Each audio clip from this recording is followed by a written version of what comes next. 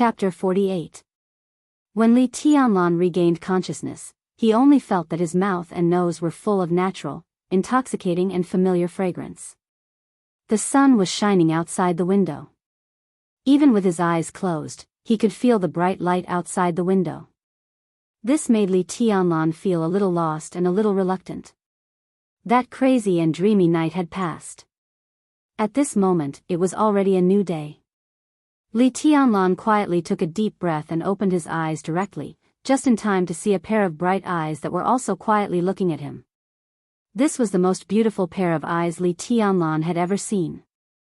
There was a hint of coldness in the brightness and softness, but there was no sharpness in them. It was said that the eyes were the window to the soul. Looking through this window, Li Tianlan could only see a kind of strong persistence and deep affection. This was his woman. Li Tianlan told himself silently, and then said with a smile, "Morning. It's almost 10 o'clock. It's getting late." Qin Weibai lay beside Li Tianlan and chuckled. The thin cashmere quilt covered the curve of her body, and only a part of her snow-white shoulder was exposed in the air, which was very attractive. Li Tianlan directly reached out and held her in his arms. The two bodies were close together. He gently kissed Qin Weibai's ear, and then sighed and whispered, "When I woke up just now, I didn't dare to open my eyes. I even thought that last night was just a wet dream, and when I woke up, there would be nothing left." In fact, it was not only last night. Even now, he felt that everything was so beautiful that it was almost unreal. Qin Weibai's wildness, Qin Weibai's obedience, Qin Weibai's lovable charm, and Qin Weibai's unwillingness to resist. The scenes of last night kept replaying in his mind, and finally, the image of Qin Weibai holding him tightly and crying silently was fixed. Last night, Li Tianlan was extremely satisfied both physically and mentally. But what impressed him most was that when they went from the living room to the bedroom, Qin Weibai, who endured his attack, insisted on looking at him with tears in her eyes. She looked a little wronged, but also a little relieved. At that time, Qin Weibai was delicate and lovely. At that time, Li Tianlan was as crazy as a beast. But when everything calmed down and he recalled the way Qin Weibai looked at him and cried quietly, Li Tianlan felt an indescribable pain in his heart. He couldn't tell what kind of sadness and grievance were contained in those eyes, and he didn't know what Qin Weibai was thinking about. But from then on, Qin Weibai became completely crazy and seductive. Not long after dinner, they tossed and turned until midnight. At 2 or 3 o'clock in the morning, the two struggled to take a shower before falling asleep in each other's arms. Li Tianlan's eyes were in a trance. He unconsciously stroked Qin Weibai's smooth and delicate back and muttered to himself again, "It's like a dream. So you want to do it again?" Qin Weibai raised her head from his arms and looked at him with her big bright eyes without blinking. She said with a faint smile. Li Tianlan was excited, but that was all. Last night, he played too crazily, and now he was really powerless. It didn't feel much to lie flat on his back, but as soon as he turned sideways, even with a warm and fragrant body in his arms, he couldn't hide the numbness in his waist. "Forget it. Let's rest first. Another day." Li Tianlan shook his head. As soon as he finished speaking, he felt that the words, "another day," were really exquisite. He laughed, let go of Qin Weibai, and sat up on the bed. Almost at the same time, Qin Weibai also took Li Tianlan's clothes. Her movements were obviously a little inconvenient. Not to mention a woman who didn't know martial arts, even if she was an expert of the invincible realm and had just experienced the first time in her life, the pain couldn't be ignored. She gently bit her lower lip and insisted on getting up. It seemed that she wanted to help Li Tianlan put on his clothes. "I can do it myself." Li Tianlan subconsciously wanted to take the clothes. Looking at Qin Weibai's pale face because of the pain, he suddenly remembered the bloodstain on the sofa, which represented a woman's chastity. Last night, he was so focused on fooling around that he didn't have time to clean up the battlefield. He guessed that flaming fire had seen it. At the thought of this, his heart suddenly felt a little strange. "I'll help you." Qin Weibai clenched the clothes in her hand and gently shook her head, but her attitude was extremely firm. I think this is also what a wife should do. Camouflage clothes are relatively easy. If you wear a suit in the future, I'll help you wear a tie every day, okay? Li Tianlan nodded with a dull look on his face. Looking at Qin Weibai, who got out of the quilt to help him put on his clothes, he understood for the first time what it meant to have a room full of spring. Qin Weibai, who gently helped Li Tianlan put on his clothes, also blushed. From time to time, she had to endure Li Tianlan's perverted hands. He could bully her so much in just one night. Was he still the bastard who said yesterday that he felt inferior when facing her? It took nearly half an hour to get dressed. When Li Tianlan and Qin Weibai, whose walking posture was obviously a little unnatural, walked out of the bedroom, it was close to 11 o'clock in the morning. Flaming Fire was sitting in the living room, looking through some documents. When she saw Li Tianlan and Qin Weibai coming out one after another, her expression changed. She glared at Li Tianlan fiercely, as if she was looking at a pile of cow dung stuck in a flower. She could not imagine that the boss could be so crazy, nor could she imagine that Li Tianlan would be so lustful. She had only gone to send you Dong Lai, and it had only been 2 hours. When she came back, this bastard had actually eaten up the boss, and so thoroughly. She naturally knew what the bloodstain on the sofa meant. Even if she did not know, the noise they made last night was not small. Flaming Fire's room was next to Qin Weibai's.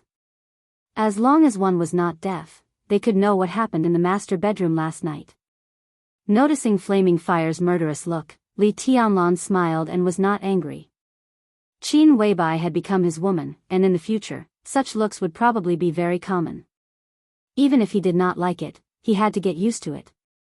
Qin Weibai obviously also noticed the change in Flaming Fire's mood, but she did not say anything. She just tilted her head to look at Li Tianlan and said softly, "Are you having lunch at home?"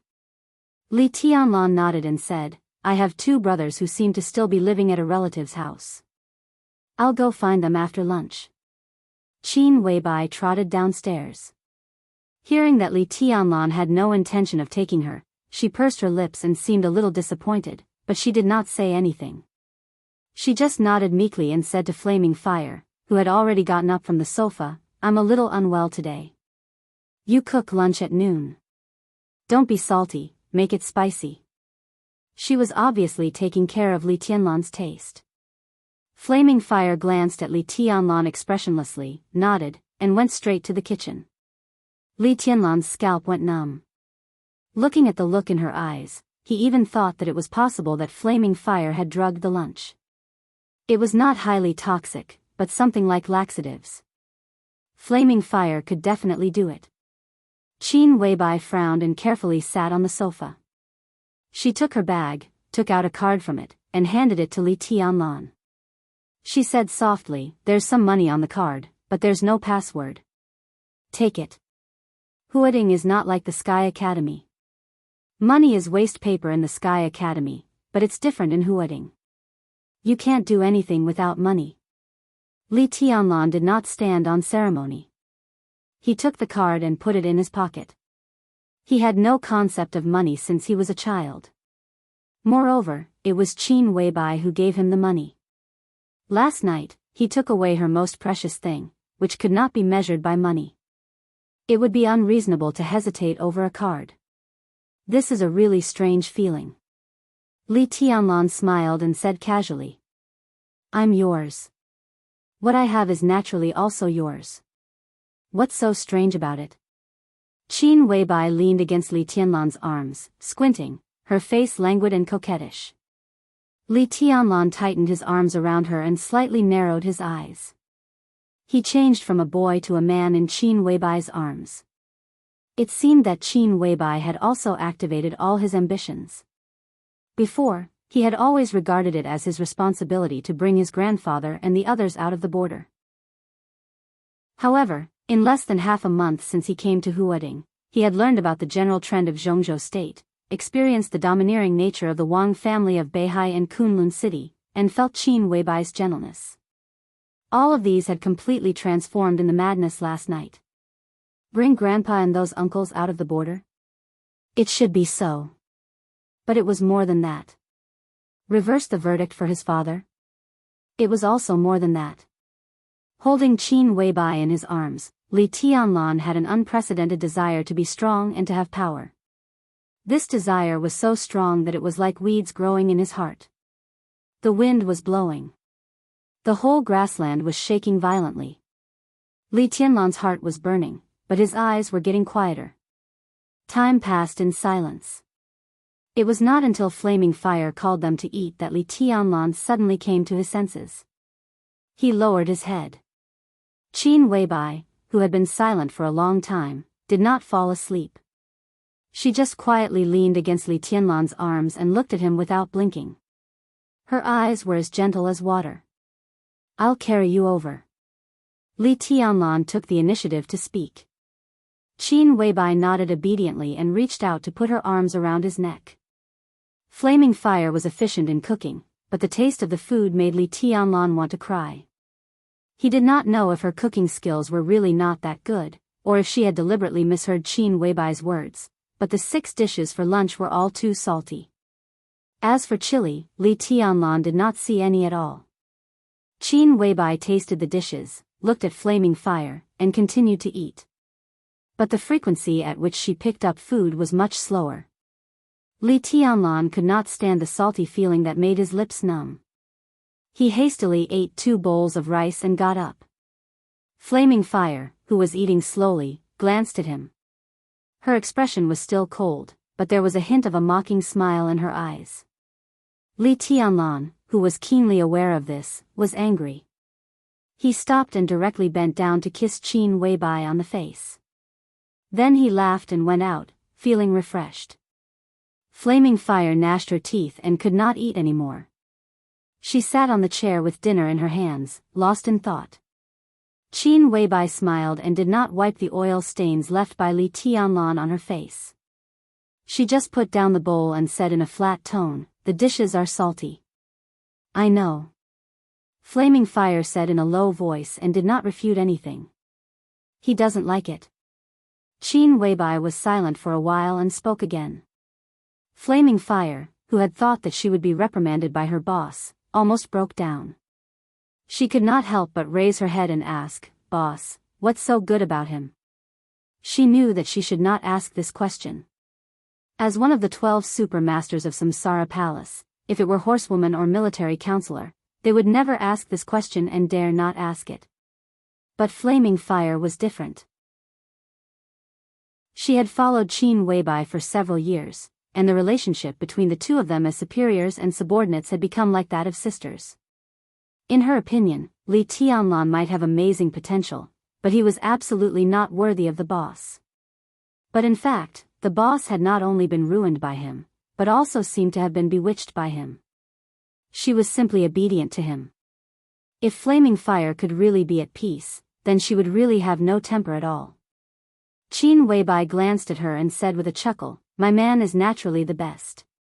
She paused and continued, "The best." Flaming Fire put down the bowl and chopsticks and continued to be in a daze. Flaming Fire, be polite to Tianlan in the future.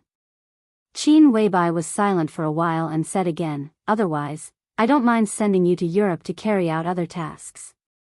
Flaming Fire's body trembled slightly. She lowered her head and said dejectedly, "I will pay attention in the future." Qin Weibai nodded and did not dwell on this matter. She changed the topic and said, "Did you miss anything about Tianlan in the Sky Academy?" "No." Flaming Fire said in an affirmative tone. Qin Weibai was very concerned about Li Tianlan's situation in the Sky Academy. In the Sky Academy, she would report everything related to Li Tianlan to Qin Weibai as soon as she got the news. Qin Weibai nodded and whispered, "The Lu family of Huading, Guyunxia, and the Wang family of Beihai whose position is difficult to determine in the future." She frowned and seemed to be a little hesitant. "Outside, there are horsewoman's secret protection. In the Sky Academy, there is Zhuang Huayang's protection. They dare not do anything." Flaming Fire said. "It's still not safe.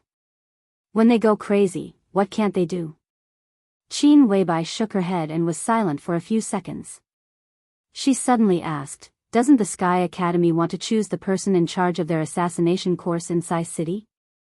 Has the candidate been decided?" "I don't know yet." Flaming Fire hesitated and said directly, "It's hard for us to collect information about Sai City." "Then you go to Sai City." Qin Weibai said decisively, "Help me take a message to the city lord." Flaming Fire raised her eyebrows in surprise and felt somewhat inexplicable. The Samsara Palace had no conflict with Sai City in the past, but they had no interaction at all. "Forget it. I'd better write it on paper. You go to Sai City in person and give it to Situtsangyue." Qin Weibai shook her head and looked at Flaming Fire seriously. She said calmly, "You must give it to her in person." Flaming Fire nodded with a solemn face. Qin Weibai found a pen and paper and wrote 2 short lines. Then she put it in an envelope and handed it to Flaming Fire. She said, "You go now. I'll ask the military counselor to protect Tianlan for the time being and let Horsewoman protect me. There will be no problem." Flaming Fire took the envelope and said yes. Then she left the villa without hesitation. Qin Weibai sat alone in the dining room and watched Flaming Fire's back through the French window. She did not speak for a long time. She did not know whether Flaming Fire's trip was a blessing or a curse for her and Li Tianlan. But some things had to be made and even gambled. It could be foreseen that whether Flaming Fire's trip succeeded or not, there would be another force in the Sky Academy in the future. A force that belonged to Sai City outside the control of the Wang family of Beihai, Kunlun City, and the academics. This influence would be extremely huge, both in the future and in the present. Outside the window, the sun was shining, birds were singing, and flowers were fragrant. Chapter 49. In Huading, compared with the garden party where a membership card could represent one's status, the existence of Hanyu Palace was even less known. Hanyu Palace's history predated the garden party by many years. It was originally approved in the name of a clubhouse, but today, many years later, it still had not issued any membership card to the outside world. Hanyu Palace covered an area of nearly 200 acres. It was not big and could even be described as exquisite. A clubhouse of this size was undoubtedly somewhat unpresentable in Huading. But if one looked at it from the perspective of size, every corner of this place could be said to be extremely perfect. Hanyu Palace was located in the western suburbs of Huading, facing northeast from southwest. In terms of feng shui, it was a standard paradise with a golden throne, a pagoda, and a cornucopia. It was backed by a high mountain and had a broad prospect. It could be said to be a blessed land that could ensure eternal peace. Everything inside here was also the work of a feng shui master in Zhongzhou State. To exaggerate, every grass and every tree here was very particular. Different from the antique style of the garden party, everything here was developed toward modernization, pursuing extreme luxury and delicacy. The main building in the center of Hanyu Palace covered an area of nearly 5,000 square meters and was 6 stories high. More than 2/3 of it was built with glass, surrounded by an artificial lake. The main building stood in the center of the lake, looking noble and elegant.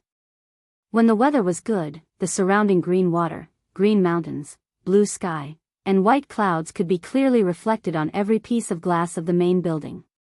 Under the reflection of the sun, it was as gorgeous as a work of art. There were also a few small and exquisite villas surrounding the main building.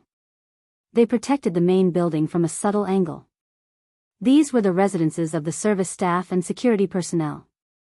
Looking down from the sky, the entire Hanyu Palace was shaped like a cold moon.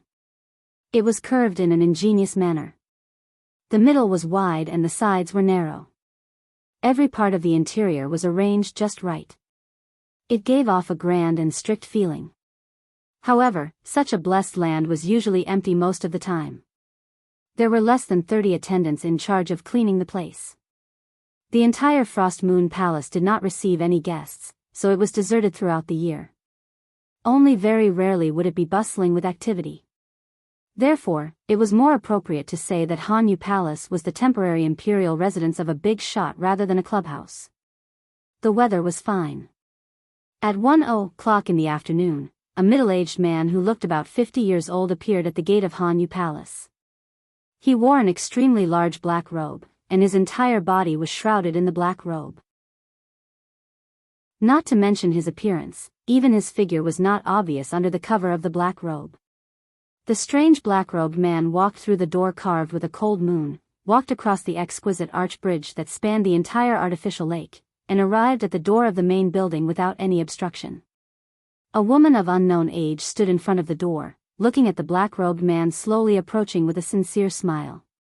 The woman's appearance was ordinary, but her temperament was as gentle as the water of a lake. She was wearing a light white cheongsam and stood elegantly in front of the door, like a lady from a rich and powerful family. "Rose, is second master here?" The black-robed man came before the woman and asked in a low voice. "He's upstairs reading and hasn't slept all night. If you still haven't returned, second master will probably send me to find you." The woman with the code name Rose's voice was gentle and elegant. She was not in a hurry, and she exuded an intellectual aura. Her appearance was not outstanding, but her skin was extremely white and delicate. At first glance, it was not a problem to say that she was in her 20s, and it did not seem wrong to say that she was in her 30s. The black-robed man's body stiffened slightly. He nodded and walked directly through the door of the temporary imperial residence. The decoration inside the temporary imperial residence was the complete opposite of the outside world. It was filled with an ancient style, but it was not purely ancient. It was a bit like the style of the Republic of China from hundreds of years ago. It was dignified and grand, and it looked like it had a lot of history. The black-robed man silently walked up the redwood steps in the hall to the third floor and stood in front of a door. "Is it Black Robe? Come in." A low and gentle voice rang out from the room. It was clear even through the extremely soundproof room. The black-robed man pushed the door open and entered. Behind the door was a large room of nearly 150 square meters. A crimson carpet covered every corner of the room, and the ceiling was painted with gold as decoration, spreading wantonly and carelessly over the entire ceiling. The four walls were all made of glass, and a huge red sandalwood bookcase took up almost all the space on one wall. The bookcase that exuded the fragrance of sandalwood was filled with books and all kinds of antiques. Two leather sofas were placed randomly in front of the window on the other side, and in the middle was a chessboard. The room was completely dark. The floor-to-ceiling window had excellent lighting, but it was now tightly blocked by the curtains. Visibility in the entire room was extremely low. The black-robed man followed the weak light to the sofa and sat down. He continued to remain silent. The mission failed? In the darkness, the gentle and deep voice continued to ring out.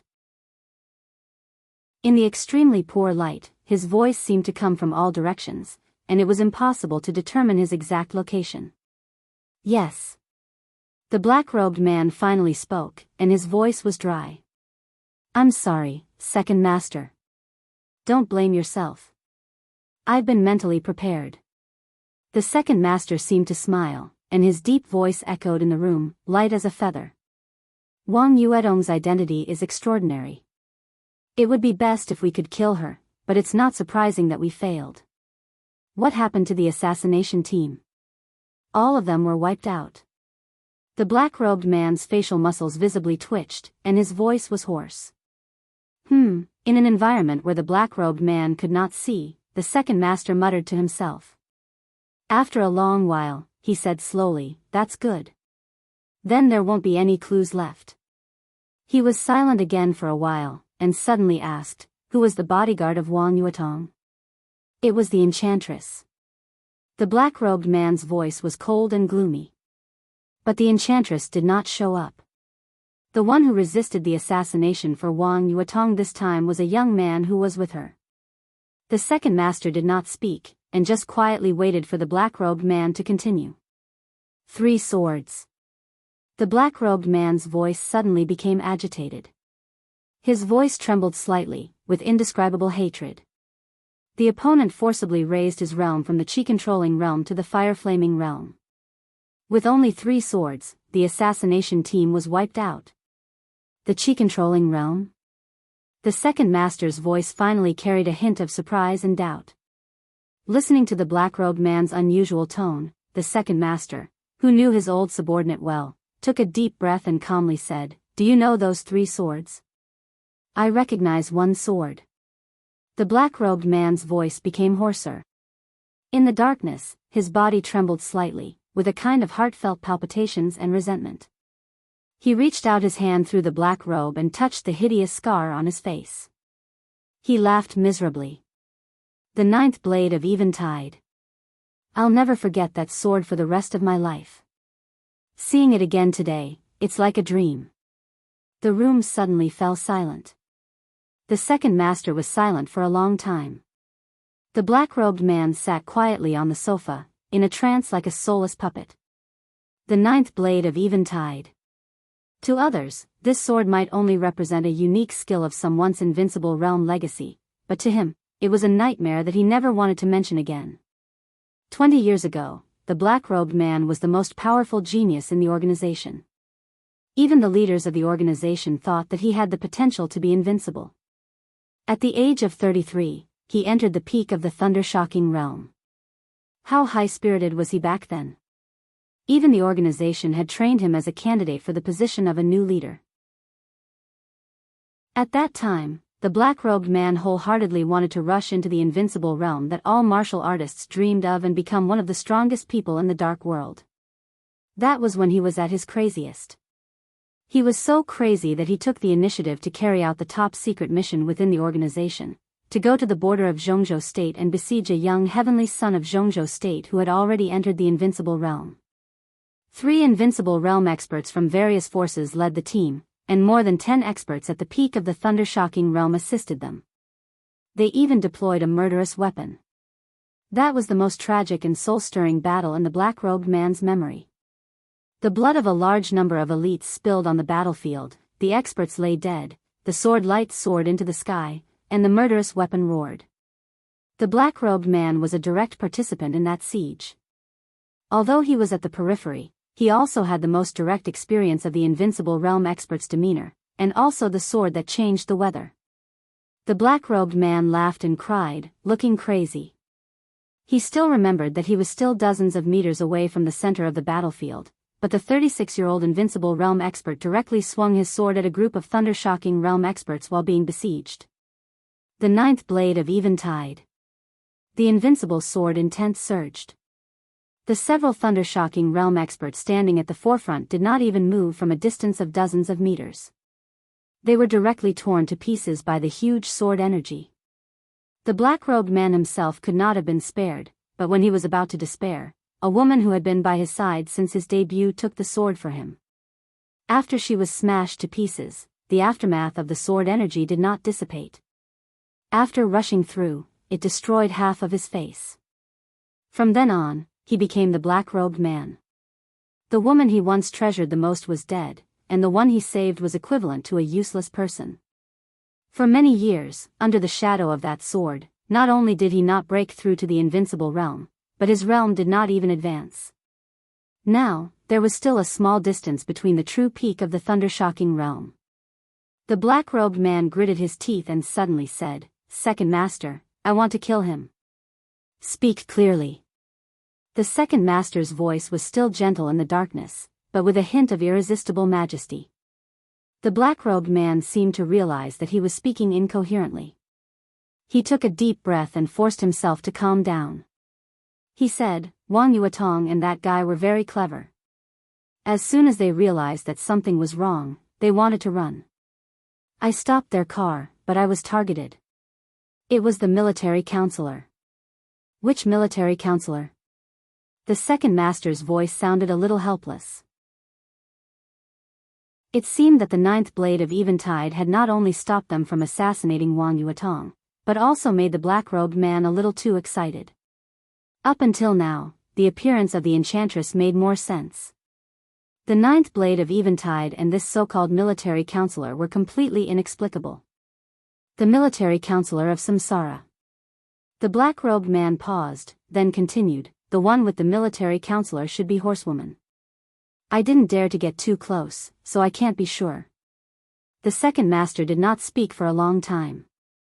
In the dark world today, the experts of the invincible realm were naturally unparalleled, but some special experts of the thunder-shocking realm were also shining brightly. The 12 super masters of samsara were like that. The enchantress of the Wang family of Beihai was like that. Now, suddenly hearing that the military counselor and horsewoman of samsara were also at the scene of the assassination, the second master was surprised, but more than that, he felt a headache. For a moment, he even felt that the assassination was a trap that someone had set for him. But as soon as this thought emerged, he forcibly suppressed it. I heard that Wang Xiaoyao of the Wang family of Beihai has been pursuing Qin Weibai. Could it be that he succeeded? The second master was silent for a while before he spoke to himself. There was something very strange hidden in his tone. If my observation is correct, the military counselor is not protecting Wang Yuetong, but the little bastard beside her. The black-robed man gnashed his teeth and said, "After the military counselor found me, I retreated immediately and was chased by him for a day. Not long ago, he seemed to have received some order and disappeared. If not, I would still be playing hide-and-seek with him outside." "Have you fought with him?" The second master asked. "How is the military counselor's strength?"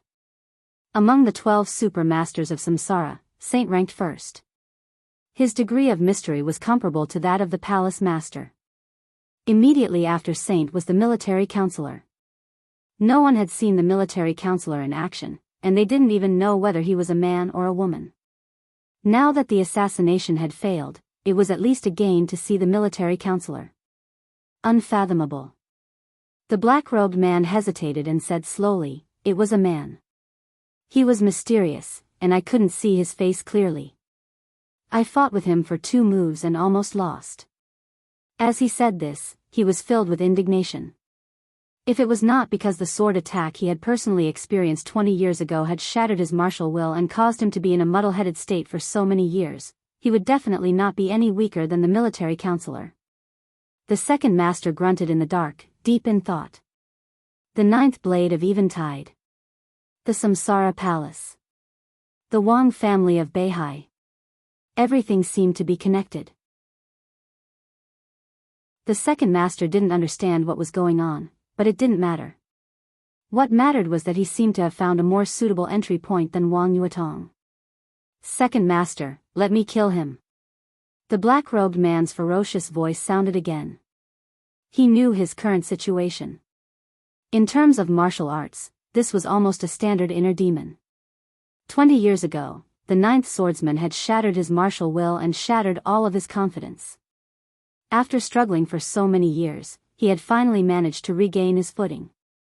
In the end, he saw the 9th swordsman again today. Although it was immature, it still contained boundless sword will. This sword would forever be an obstacle in his heart. Only by killing that guy would his state of mind be more peaceful, and he might even advance his martial arts. "Is it really the 9th blade?" The second master suddenly asked. "If it's really the 9th blade, it means that the young man is the current inheritor of Zhuanyuantai of Kunlun. That's strange. I heard that Li Honghe had a granddaughter, but she was killed not long after she was born. He should have no descendants. What's wrong with this young man? Is he an outsider? Is Li Honghe really willing to teach such an important unique technique to an outsider? If the Li family really has an inheritor, then how did the Li family get involved with the Samsara Palace? The 2 super masters are secretly protecting him.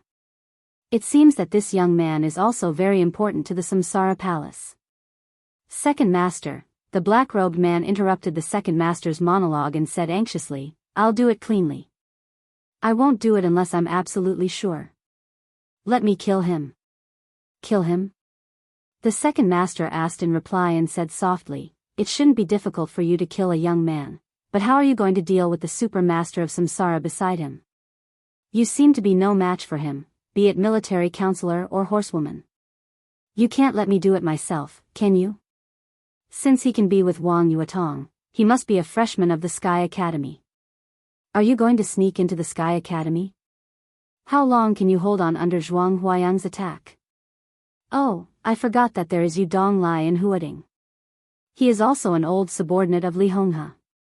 It seems that it doesn't take much effort for you Dong Lai to kill you. Kill him? How are you going to kill him? Please help me, second master. The black-robed man suddenly got up and knelt heavily on the ground. In the darkness, his body trembled violently. His forehead touched the carpet hard and he said again, "Please help me, second master." When will Gu Qianquan come to Huading? The second master asked casually, not knowing if he had seen the black-robed man kneeling on the ground. Gu Qianquan, the first elder of Kunlun City and the second invincible realm expert of Kunlun City. Gu Xingyun, the governor of Kunlun City and known as the god of war of Zhongzhou State, had spent most of his time in the special warfare system of Zhongzhou State in recent years. The affairs in Kunlun City were basically handled by Gu Qianquan. The black-robed man stopped kowtowing and said softly, "In about 3 or 4 days, no more than 5 days, he will come to meet you." 3 or 5 days? Very good. I received a secret report that Wang Xingxiao, the heir of the Wang family of Beihai, is about to break through the fire-flaming realm and enter the thunder-shocking realm. Wang Tianzong is ready to take him to the desert. Now that Wang Yuetong is attacked, it is estimated that Wang Tianzong will also come to Huading in 3 or 5 days. I am afraid that it will be very lively then. The second master chuckled softly, his tone low and cold. The black-robed man hesitated and said tentatively, "Second master, do you want to expose the boy's identity and origin?" Idiot. The second master snorted. If we expose his origin, it is basically tantamount to admitting that we attacked Wang Yuetong. What are you thinking about? Moreover, Wang Tianzong handles everything flawlessly. If we expose the other party's identity, even if it is just for show, Wang Tianzong will temporarily protect him. At that time, it will be more inconvenient for us to take action.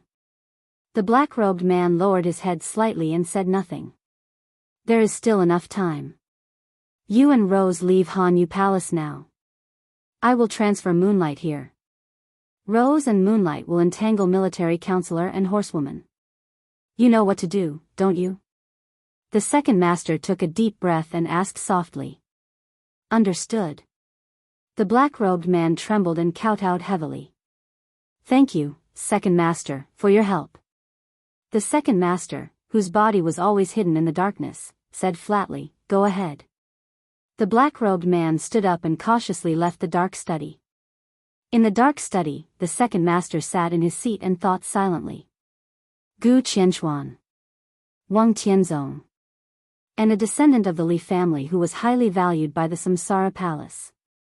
The Li family, Kunlun City, and the Wang family had complicated grievances. If this key figure was killed, what should the 4 or even more forces do? The second master chuckled, lit a cigarette, and said softly, "The more chaotic, the better." The cigarette but flickered. In the faint light, there was an elegant and cold middle-aged face. He leaned against the leather sofa behind him and muttered to himself, "The dark world without the Li family is really lonely." Chapter 50. According to Li Tianlan's original guess, after leaving the Sky Academy, Li Beidian and Ning Qianqing would either enjoy themselves in some high-class clubhouse similar to the garden party, or have fun in another similar venue. Both of them undoubtedly had the capital, be it in status or financial resources, especially Li Beidian. As one of the 4 great sword masters of Mount Shu, although he was young, his seniority was not low at all. With such a status, he could do whatever he wanted on most occasions. There was no special treatment in the Sky Academy. But outside the Sky Academy, Li Beidian could get whatever he wanted. He could travel in a luxury car and live a luxurious life. He had said before the vacation that in Huading, as long as he, the great sword master Li, waved his hand, there was no girl he couldn't get. Li Tianlan believed this, and it was precisely because of this that he felt that after leaving the Sky Academy, the days of the two would be quite colorful. But the reality was completely different from Li Tianlan's imagination. When he called Ning Qianqing, he was actually playing billiards with Li Beidian. The venue was not some high-class clubhouse, but Huading University. For Li Tianlan, who had never attended a formal school, Huading University was definitely a very novel place. It was also a place that made him envious. So, after hanging up the phone, he hailed a cab and rushed to Huading University. He was in high spirits. The inside of Huading University was full of people. Compared to the desolate Sky Academy, the inside of Huading University was like a bustling city. Students and teachers of Huading University were everywhere, laughing and talking in groups. It was a scene of prosperity. In April, the temperature in Huading was far from hot. In fact, it could be said to be pleasant. However, standing at the gate of Huading University, Li Tianlan's eyes were filled with black silk skirts and short skirts. Putting aside the beauty of the girls, the beautiful legs clad in black silk were a sight to behold.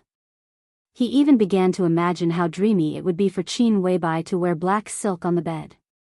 As soon as this thought came to him, he could no longer control it. For a moment, Li Tianlan even had the urge to turn around and go back to try it out. Given Qin Weibai's obedient personality, he believed that she would not refuse him. At the gate of Huading University, Li Tianlan, who was wearing a camouflage uniform, smirked and subconsciously wiped the corner of his mouth. "What are you thinking? You're drooling.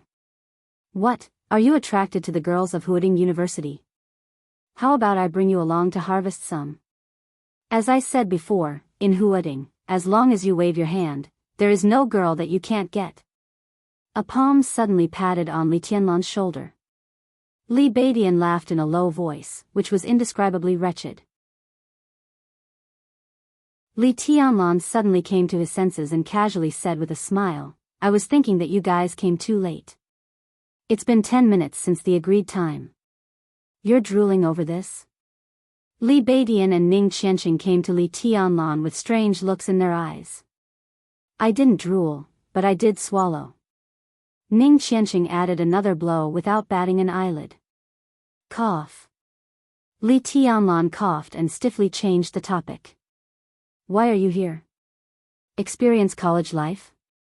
At the mention of this, Li Beidian suddenly became excited. His eyebrows danced and the expression on his skinny, skeleton-like face was so wonderful that he even forgot about Li Tianlan swallowing. He chuckled and said, "Brother Tough has a cousin who goes to school here. He's an honest guy. He said he wanted to introduce me to a pink girl. It's said that she's the campus belle of Huading University. He's waiting for me to harvest her. Let me tell you, Tianlan, although Huading University is not ranked at the top in Zhongzhou State, in terms of the quality of girls, it is definitely one of the top universities. Have you heard that the beauties of Huading University are talented and poetic? Not to mention the quality of the campus belle of Huading University." Li Tianlan shook his head subconsciously. He had never heard that the beauties of Huading University were talented and poetic, nor did he feel it. From the border to Huading and the Sky Academy, Li Tianlan really felt like he was in a cluster of flowers. Qin Weibai, Wang Yuetong, Qin Ku, Flaming Fire, Yu Qinyan, the enchantress of the Wang family of Beihai, and even Lu Dongyu were all beauties with their own characteristics. They dazzled him. Now, standing at the gate of Huading University and watching beautiful or ordinary women walk past him, Li Tianlan had an illusion that he had finally come from the immortal world to the mortal world. The feeling of being surrounded by beautiful women was not bad, but it was not as vivid as this kind of scene in front of him. Li Tianlan took out a cigarette and handed it to Li Beidian and Ning Qianqing. He smiled and said, "Let's go and see the beautiful girl waiting for you to harvest. It's almost time. Let's go, I'll take you there." Li Beidian laughed and took a drag. He looked at the cigarette in his hand and said, This cigarette is good. I've seen my senior brother smoke it. It's a specialty of the Wang family of Beihai. Yuetong gave it to you, right?" "No." Li Tianlan's smile froze slightly. He shook his head and said in a flat tone, "This guy is always carefree. He doesn't know how to read people's expressions. Just ignore him." Ning Qianqing walked beside Li Tianlan and asked softly, "We met with Yuetong yesterday. She was in a bad mood. Are you all right?" "I'm fine." Li Tianlan was silent for a while and said softly, "We're even now." We don't owe each other anything. We don't owe each other anything? Li Beidian also turned around and frowned. What does that mean? In his and Ning Qianqing's private speculation, Li Tianlan, who had the wind and thunder veins, should be one of the people the Wang family of Beihai was trying to win over. Perhaps Li Tianlan, whose realm was low now, was not important enough for the Wang family of Beihai to use their little princess to win him over. But if Wang Yuetong was interested, it would be a different story. If Wang Yuetong was really with Li Tianlan, who had the wind and thunder veins and could enter the invincible realm as long as she grew up, no one could say that she was wronged. But now Li Tianlan said that they didn't owe each other anything. What happened when they were alone yesterday? Nothing. Li Tianlan said slowly, I've paid back what I owed her. It's better to owe less to the Wang family of Beihai. It's best that we don't have much to do in the future. Ning Qianqing and Li Beidian looked at each other. No wonder Wang Yuetong looked a little strange yesterday. It seemed that the two had a falling out. It was totally inexplicable. Are you serious? Li Beidian looked at Li Tianlan and asked, Wang Yuetong will be with us later. How will you face her then? Have you thought about it? Li Tianlan didn't say anything and walked forward silently. In fact, if you think about it carefully, it's not necessarily a bad thing to be with Wang Yuetong. The Wang family of Beihai is a big tree. It has stood in Jianghu state for hundreds of years and has never fallen out of the ranks of the top wealthy families. If you can be with Wang Yuetong, the resources of the Wang family of Beihai will definitely be inclined to you. At that time, you will have a father-in-law who is the #1 expert in Jianghu state. That's amazing. Li Tianlan smiled with emotion. It's true that you think so. But if Tianlan is really with Wang Yuetong, you can't expect Wang Yuetong to be completely on Tianlan's side. I'm afraid he will follow Wang Yuetong into the Wang family of Beihai. Ning Qianqing said suddenly. He had mixed feelings about the fact that Li Tianlan and Wang Yuetong didn't owe each other anything. Of course, he felt regretful, but also relieved. The Wang family of Beihai was a behemoth. Just thinking about it made people feel suffocated. A genius like Li Tianlan was indeed worthy of being roped in by them. But it wouldn't take much effort for such a wealthy family to swallow a genius whole. At least for now, it was not a bad thing for Li Tianlan to keep a distance from the Wang family of Beihai. They both have the wind and thunder veins. Li Beidian suddenly said after a moment of silence. Li Tianlan frowned slightly but didn't say anything. The three of them fell silent at the same time. If they continued to talk about Li Beidian, it would be a little heart-wrenching. Wang Tianzong of the Wang family of Beihai is the #1 expert in Jianghu state. What about Dongqing Huangtu? How does he compare to Wang Tianzong? Li Tianlan took a drag on his cigarette and asked all of a sudden. Who? Ning Qianqing and Li Beidian asked at the same time. Dongqing Huangtu. Li Tianlan's tone was slightly heavier. When he said the name, there was a subtle feeling in his heart. It was the first time he heard the name from Qin Weibai's ears yesterday. But from Qin Weibai's tone, Li Tianlan felt more than just her terrifying combat strength that could be said to be invincible in the world. At that time, he could hear the pain and desolation in Qin Weibai's tone. That kind of emotion could not be concealed at all.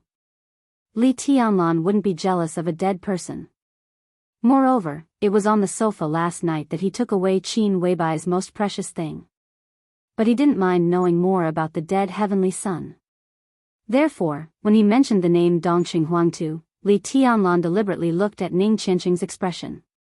Dongqing Wudi, the commander of the border Praetorian Corps, was the current patriarch of the Dongqing clan, and Ning Qianqing was his confidant. Therefore, he should know more about the Dongqing clan, which occupied the Zhongyuan province, than anyone else. Dongqing Huangtu? Ning Qianqing murmured and looked at Li Beidian. Then he asked with a blank face, who is Dongqing Huangtu? I've never heard of him. Li Beidian said straightforwardly, is there such a person in the Dongqing clan? You don't know Dongqing Huangtu? Li Tianlan looked surprised. There's no such person in the Dongqing clan. I'm sure of it. Ning Qianqing shook his head. His tone was calm, and he didn't seem to be lying at all. I don't know much about the Dongqing clan. But Tianlan, are you confused? Comparing Dongqing Huangtu to Wang Tianzong? Who is Wang Tianzong? The #1 expert in Zhongzhou State, known as the Sword Emperor of Zhongzhou State. The Dongqing clan is indeed an outstanding family, but in terms of combat strength, they don't have a single invincible realm expert. How can they compare with Wang Tianzong? Li Beidian looked at Li Tianlan strangely. Where did you hear about this person? The name is quite domineering.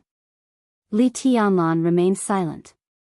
He believed that Qin Weibai wouldn't lie to him, and there was no need for her to lie to him. But now, Ning Qianqing and Li Beidian both said that they had never heard of this person. That could only mean that everything about this person had been deliberately erased. Why was that? Now, even the treason of his father, Li Kuangtu, could be brought up by Gu Yunxia. Why was the matter of Dongqing Huangtu hidden so deeply? Even Ning Qianqing and Li Beidian, the core members of the younger generation, didn't know about it. Moreover, Dongqing Huangtu couldn't have been dead for too long. According to Qin Weibai's age, when he was at his peak, Li Beidian and Ning Qianqing should have been at least adults or close to adulthood. With their status, how could they not know anything about Dongqing Huangtu? I heard someone mention it casually. I don't know much about it, Li Tianlan said with a smile. He wanted to show them Dongqing Huangtu's battle record, but everything about this person seemed to have become a taboo in Zhongzhou State. In that case, it was better not to say it. The three of them came to a 4-story building in the inner part of Wuxia University. Li Beidian pointed at the sign in front of him and said with a smile, "This is it." Li Tianlan looked up and glanced at the sign.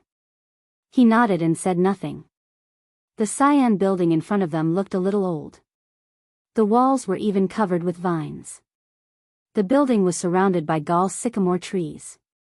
Against the backdrop of the trees and vines, the place looked very quiet. Even the signboard of the Leisure Sports Club hanging in front of the building looked a little distant. The interior of the building was a different world.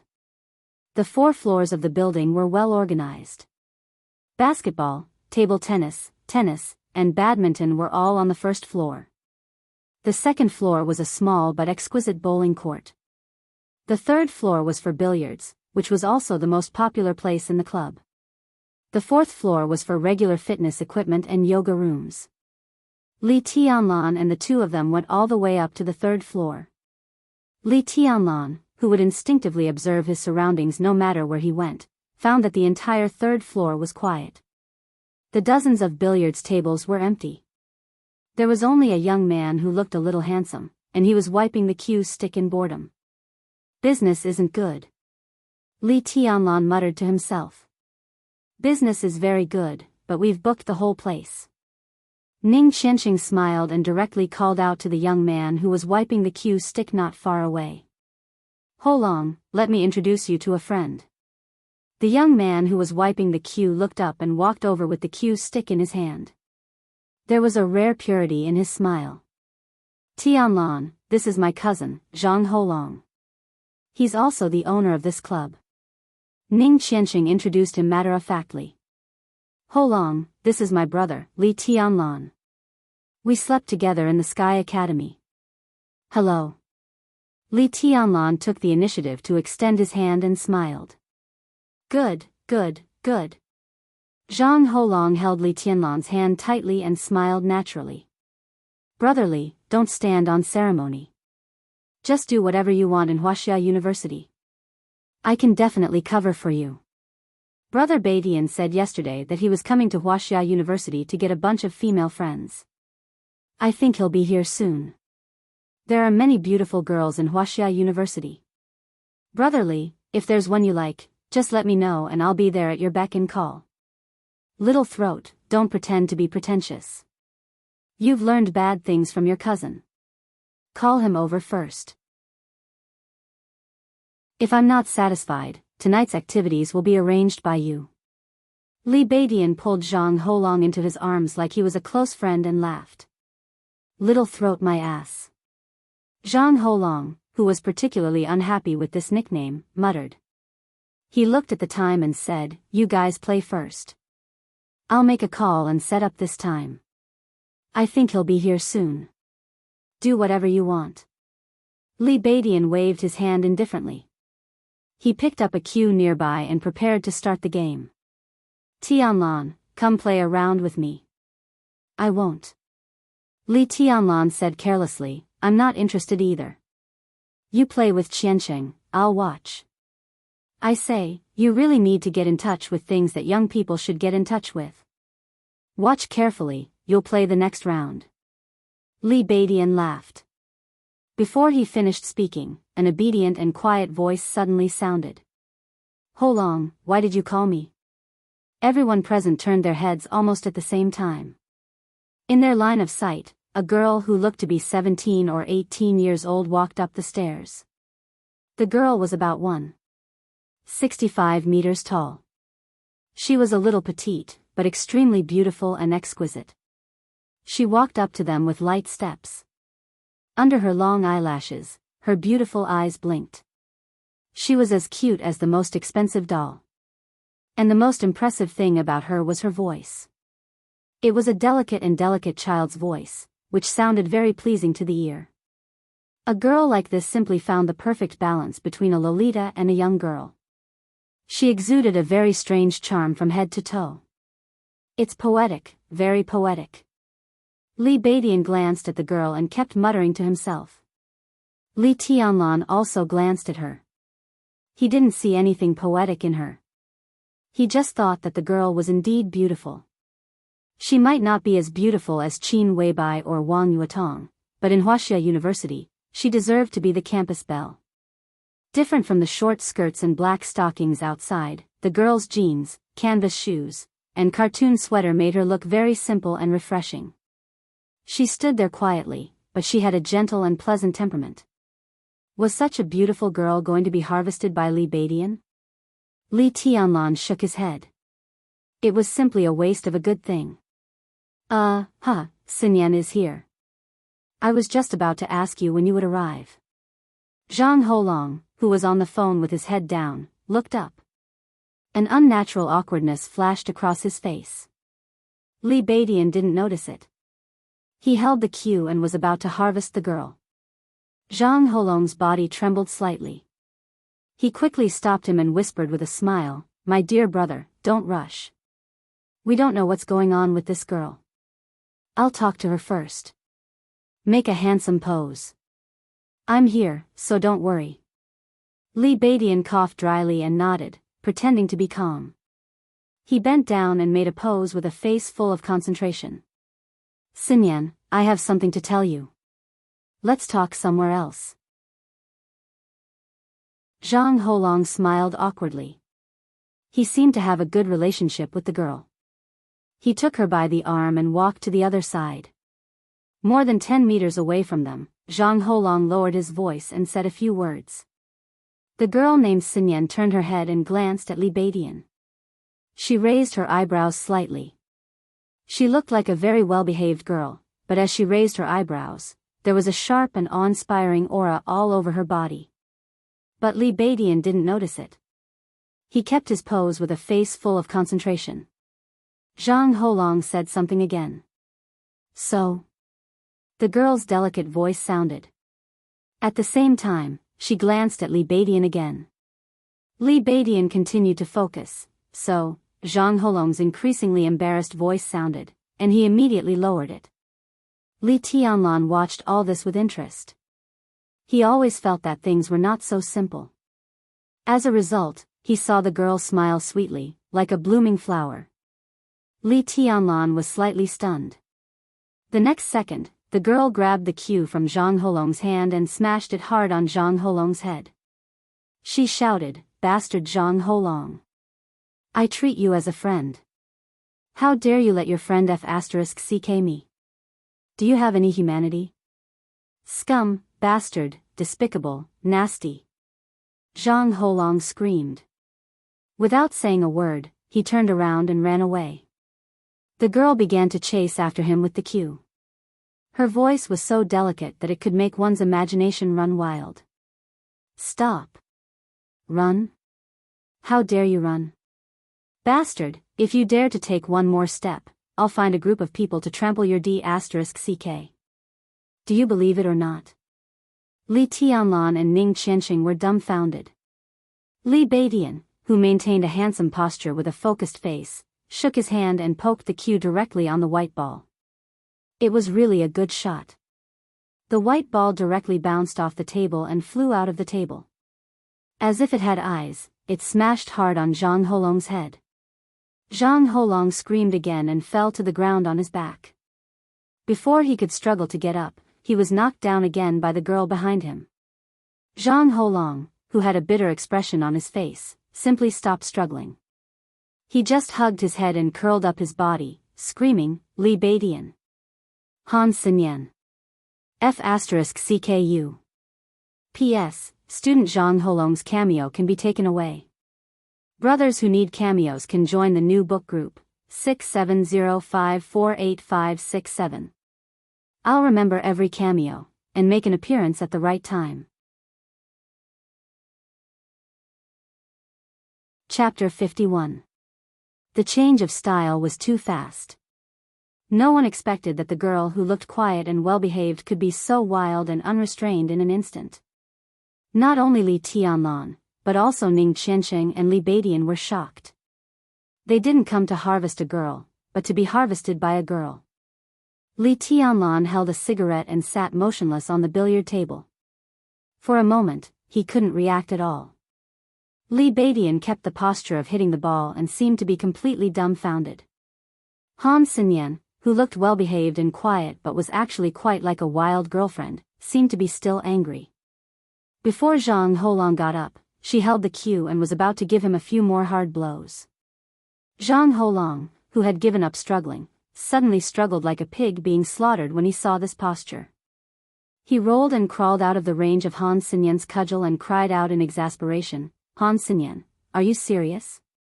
What do you mean serious? Han Sinyan rushed forward with the cue. How dare you F***ck my grandpa? You want your friend to F***ck me? How dare you?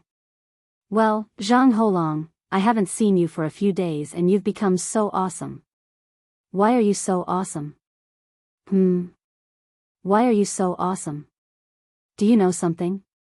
Why are you so awesome? Chickens were flying and dogs were jumping. Chicken feathers were everywhere.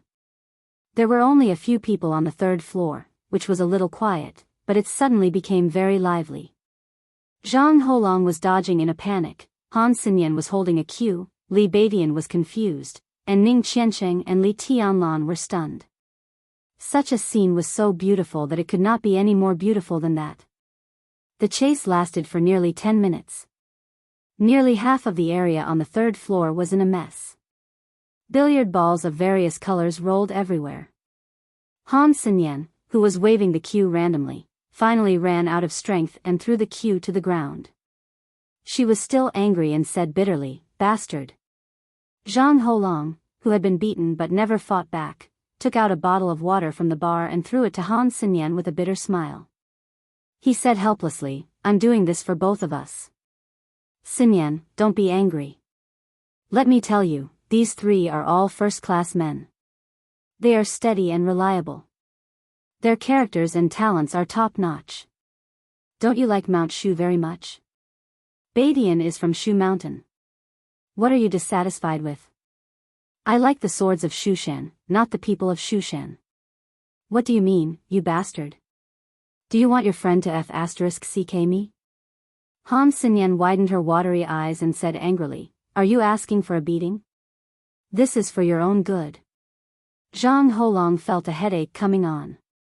Look, Sinyan, as long as you find a boyfriend, my mom won't have to stare at you all the time and want you to be her daughter-in-law. Moreover, the person I found for you is absolutely reliable, absolutely reliable. Yo, you're pretty smart. How did you come up with such a good idea? I didn't realize it before. Do you have any good ideas? Tell me about it.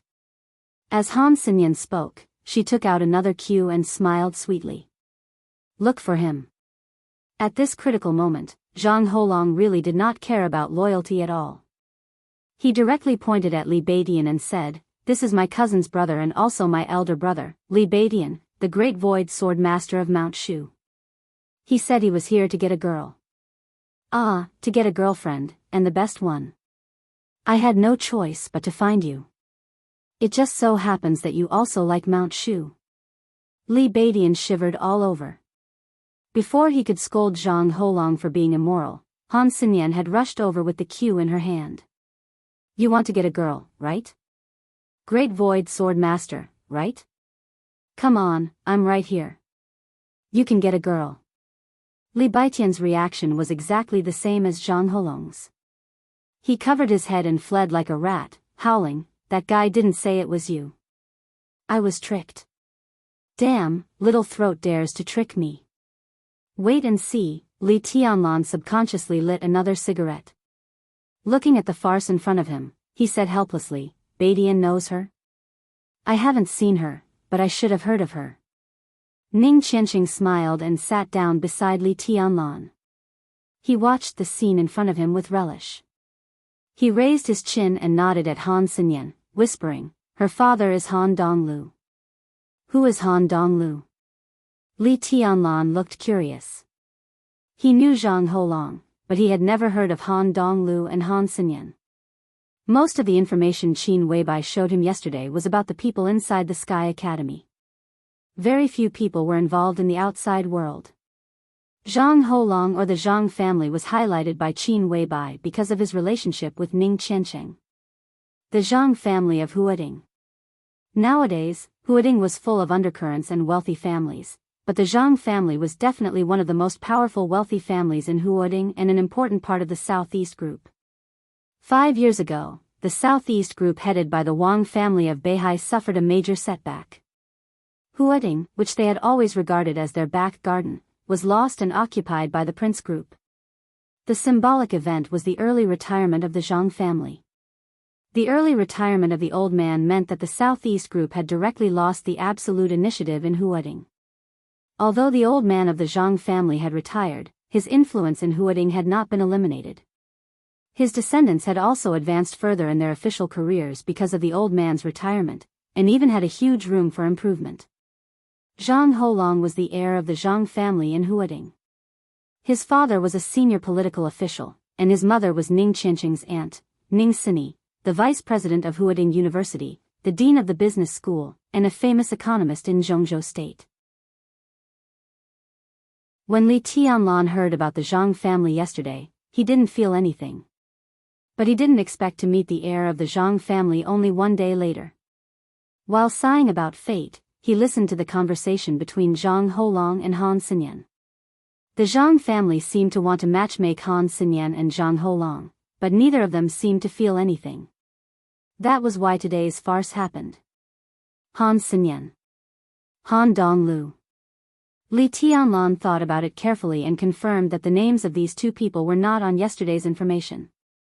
But from Ning Qianqing's tone and Han Xinyan's attitude, he knew that the Han family was probably not weaker than the Zhang family. Ning Qianqing glanced at Li Tianlan and said in a strange tone, "You should have heard of the Flourishing Age Fund, right? Han Donglu is the founder of the Flourishing Age Fund." "I haven't heard of it. Tell me in detail." Li Tianlan took a drag and said with a smile. The real wealthy families in Huading were still far away from him, but it seemed good to have a taste of them in advance. "I don't know much either." Ning Qianqing shook his head. Han Donglu can be said to be the biggest financial tycoon in Jianghu state. He has set off several international financial storms. The liquidity he controls is extremely terrifying. Conservatively speaking, Han Donglu can at least directly or indirectly influence the flow of trillions of funds. He is a real financial tycoon. The financial crisis of several countries in Southeast Asia a few years ago seemed to be led by the Flourishing Age Fund. Not only in Huading, but also in the entire Jianghu state, Han Donglu has a strong influence. Indeed. Li Tianlan laughed softly. The cruelty of the currency war is even more painful than the real war. However, although Han Donglu is internationally notorious, he is a famous philanthropist in Jianghu state. He is kind and generous, and has close contacts with the important figures of the 6 groups in Jianghu state. But he doesn't take a clear side. He is considered a neutral wealthy family. Based on this alone, Han Donglu is unfathomable. Ning Qianqing's tone was filled with sincere admiration. It was not difficult to be neutral among the 6 groups in Jianghu state. It was also not difficult to be a wealthy family. But to be a neutral wealthy family was as difficult as ascending to heaven. The fact that Han Donglu could make it to this point without taking a clear side showed how terrifying the network of relationships under his financial empire was. Li Tianlan did not speak. He smoked thoughtfully. The unique sound of high-heeled shoes stepping on the steps rang from below and went up. Wang Yuedong's figure walked up to the 3rd floor and stopped at the stairway. The space on the 3rd floor was still lively. Han Xinyan seemed to have recovered her strength. She chased after Li Beidian with a cue. Zhang Holong also seemed to be involved and fled like a rat with Li Beidian. But Wang Yuetong turned a blind eye to everything in front of her. She just looked at Li Tianlan, who was sitting on the table and smoking, with a resentful and aggrieved look in her eyes. Yuetong, here you are. Ning Qianqing took the initiative to greet her. There was a trace of undisguised amazement in his eyes. Today, the little princess of the Wang family of Beihai seemed to have put on light makeup. Her originally beautiful little face looked even more attractive. She wore high-heeled shoes, black tights that could show off her figure, a white shirt, and long hair loose. She looked simple and elegant. She stood in front of the stairs and did not move. She just looked at Li Tianlan in silence, her eyes deep. This scene was really a little delicate and touching. Li Tianlan sighed softly. Ning Qianqing might not feel anything about Wang Yuedong's outfit, but how could he not? This outfit was almost a copy of Qin Weibai's yesterday. Wang Yuetong might not have Qin Weibai's calmness and magnanimity in her coldness, but her slightly mature and simple dress also added a little bit of youthful charm to her whole person. She was naturally beautiful, but he could not figure out why Wang Yuetong deliberately competed with Qin Weibai. Thinking of Yu Donglai's words, he suddenly had a headache. Did I really overreach myself? He really did not mean to play hard to get. In this situation, Li Tianlan, a virgin who had just lost his virginity last night, really had no way to deal with it. I'll go and mediate. Ning Qianqing was not stupid. He naturally felt the subtle atmosphere between Li Tianlan and Wang Yuetong. He coughed, turned around, and directly slipped away. Li Tianlan sat quietly where he was and smoked, without saying a word. Wang Yuetong looked at him for a while and bit her lip. But she still walked up to him and said softly, "Senior brother." Li Tianlan glanced at her and nodded, but did not know what to say. The relationship between the two seemed to be a little awkward. How's your injury?" Wang Yuetong said softly, "I brought a few kinds of medicine and some medicinal materials. They are in the car. I'll give them to you later." "No need." Li Tianlan shook his head and looked at Wang Yuetong. He deliberately said in a more polite tone, "My injury has healed, thank you." Wang Yuetong wrinkled her nose, and her eyes became more and more resentful. Her voice trembled slightly, as if she was trying hard to suppress her inner emotions. She said in a trembling voice, "I don't like you to say thank you." "Thank you." Li Tianlan was silent for a long time, but still said softly. Wang Yuetong did not speak anymore. She just looked at Li Tianlan with stubborn eyes. Li Tianlan took a big drag on the cigarette, and then lit another one after he finished it. It was hard to describe his feelings in this kind of resentful and stubborn eyes. He really wanted to tell Wang Yuetong his identity. He really wanted to tell her that it was the best result, that they owed each other nothing. He really wanted to tell her that he could not join the Wang family of Beihai. He really wanted to. But he could only think about it. Li Tianlan admitted that he could not bear the possible consequences if he said it. The cigarette was about to burn out. Li Tianlan's calm face also became cold. He suddenly got up, avoided Wang Yuetong, and said flatly, "Sorry, I need to go to the bathroom." He nodded and directly turned around. Behind him, Wang Yuetong grabbed his arm. Her hand was delicate and slender, but she pulled Li Tianlan's arm very hard. Her voice with a sobbing tone sounded behind him. It was soft and weak, but every word hurt his heart. Chapter 52. In fact, Li Tianlan didn't understand at all. It didn't matter whether he was playing hard to get or not. As the little princess of the Wang family of Beihai, Wang Yuetong had never been treated like this in her 20 years of life. That was the most important thing. She really appreciated the man who seemed to be full of mysteries. The man who looked quiet but had the wind and thunder veins and the aura of a heavenly sun. The man who never seemed to be arrogant or rash and would stand in front of her when she was in danger and fight desperately. The man who seemed to do everything directly and indifferently, even if it was to cut off the relationship between them. Wang Yuetong didn't know what was going on. It seemed that she just met with second uncle. Why did everything become like this? Just because of Qin Weibai? Wang Yuetong didn't believe it. Because if it was Qin Weibai, Li Tianlan's relationship with second uncle would at most be a little stiff, but he wouldn't break up with her. She didn't understand why Li Tianlan treated her like this, and she didn't want to accept the statement that Li Tianlan fought desperately for her just to return her favor. After lunch at Yu's, Wang Yuetong was in a trance for most of the day yesterday. Her mind was full of Li Tianlan's determination and straightforwardness when he turned around, the coldness and alienation in his calm expression, the madness and overbearingness when he held the sword and raised the burning fire, and the tenderness and passion when he looked at Qin Weibai. All kinds of Li Tianlan repeatedly appeared in her mind, but as he turned around on the road, all of them seemed to have nothing to do with her. Grievance, sadness, confusion, resentment, unwillingness, and appreciation for Li Tianlan. In a short period of time, Wang Yuetong's heart had accumulated so many complex emotions that she could not even describe them. With such complex feelings gathered together, she even had the idea of snatching Li Tianlan away from Qin Weibai at all costs. Wang Yuetong knew that her state was not right. She was the little princess of the Wang family of Beihai. She should be proud, reserved, and indifferent to the pursuit of a large number of young talents. But self-hypnosis over and over again couldn't change her inner thoughts at all. Especially after seeing Li Tianlan, her intuition kept telling her that she should go crazy for once. At least, she couldn't break up with this man so inexplicably. So at the moment when Li Tianlan was about to get up and leave with a distant face, Wang Yuetong took the initiative to reach out and grab his arm. Her voice was trembling so much that it sounded a little shrill. Her tone contained a trace of grievance and bitterness that made people's hearts tremble. The entire third floor seemed to have quietened down. Li Beidian and Zhang Holong stopped running. Han Xinyan gave up chasing him.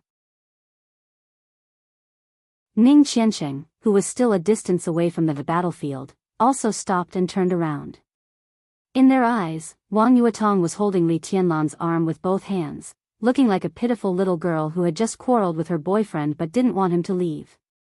She looked so pitiful. Li Tianlan stood there stiffly, silent. They were dumbfounded. Everyone who saw this scene couldn't react in time. The pitiful girl in front of him was the little princess of the top aristocratic family in Jianghu state. What was going on? What the hell happened yesterday? Li Beidian looked at all this with dull eyes and murmured to himself. This was the F***king harvest of the highest quality. How many people had seen the little princess of the Wang family of Beihai like this? How the F***ck did she do it? Who is this person? Han Xinyan asked, holding the queue tightly. Of course, she wasn't asking about Wang Yuetong. Although the Han family in Huading was a new aristocratic family, the Flourishing Age Fund was extremely powerful. A few years ago, when the Flourishing Age Fund shorted the Japanese yen, it took the lead and all the major genes in the world followed. In just a few months, trillions of capital poured into the financial market of East Island State.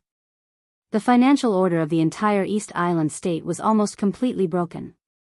While the Flourishing Age Fund made a lot of money, several countries in Southeast Asia were trembling with fear and even couldn't sleep at night. Behind this incident, in fact, was a cooperation between the Wang family of Beihai and the Flourishing Age Fund at the same time. At that time, Wang Tianzong, the #1 expert in Zhongzhou State, who was known as Sword Emperor, went to Huading to have a secret talk with Han Donglu. Han Xinyan, the only daughter of Han Donglu, was also there. Wang Yuetong and several other young talents of the Wang family of Beihai were also there. In just a few days, she might not be able to establish a deep personal relationship with Wang Yuetong, but it was not difficult to get familiar with her at all. Li Tianlan, my brother. Ning Qiansheng and Li Beidian said in unison. He's also my brother. Zhang Holong followed and said weakly. Even your reaction is half a beat slower than others. You're so stupid. Han Xinyan wrinkled her delicate little nose and snorted. Zhang Holong smiled bitterly and continued to watch the show.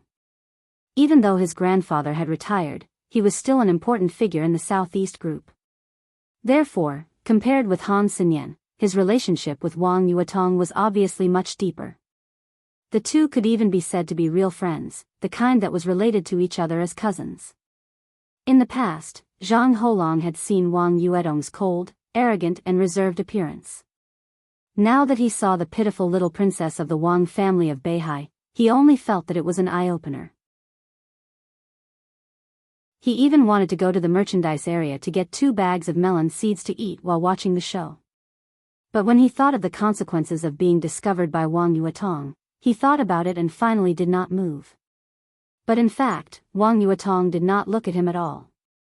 At this moment, in the vast space on the 3rd floor, Wang Yuetong only had eyes for Li Tianlan. Before Li Tianlan's answer and explanation, she clenched her fists again and called out aggrievedly, "Senior brother." Li Tianlan did not move. Wang Yuetong bit her lip and let go of her hand. She walked quickly to Li Tianlan and said, "Look at me." Li Tianlan looked at her quietly.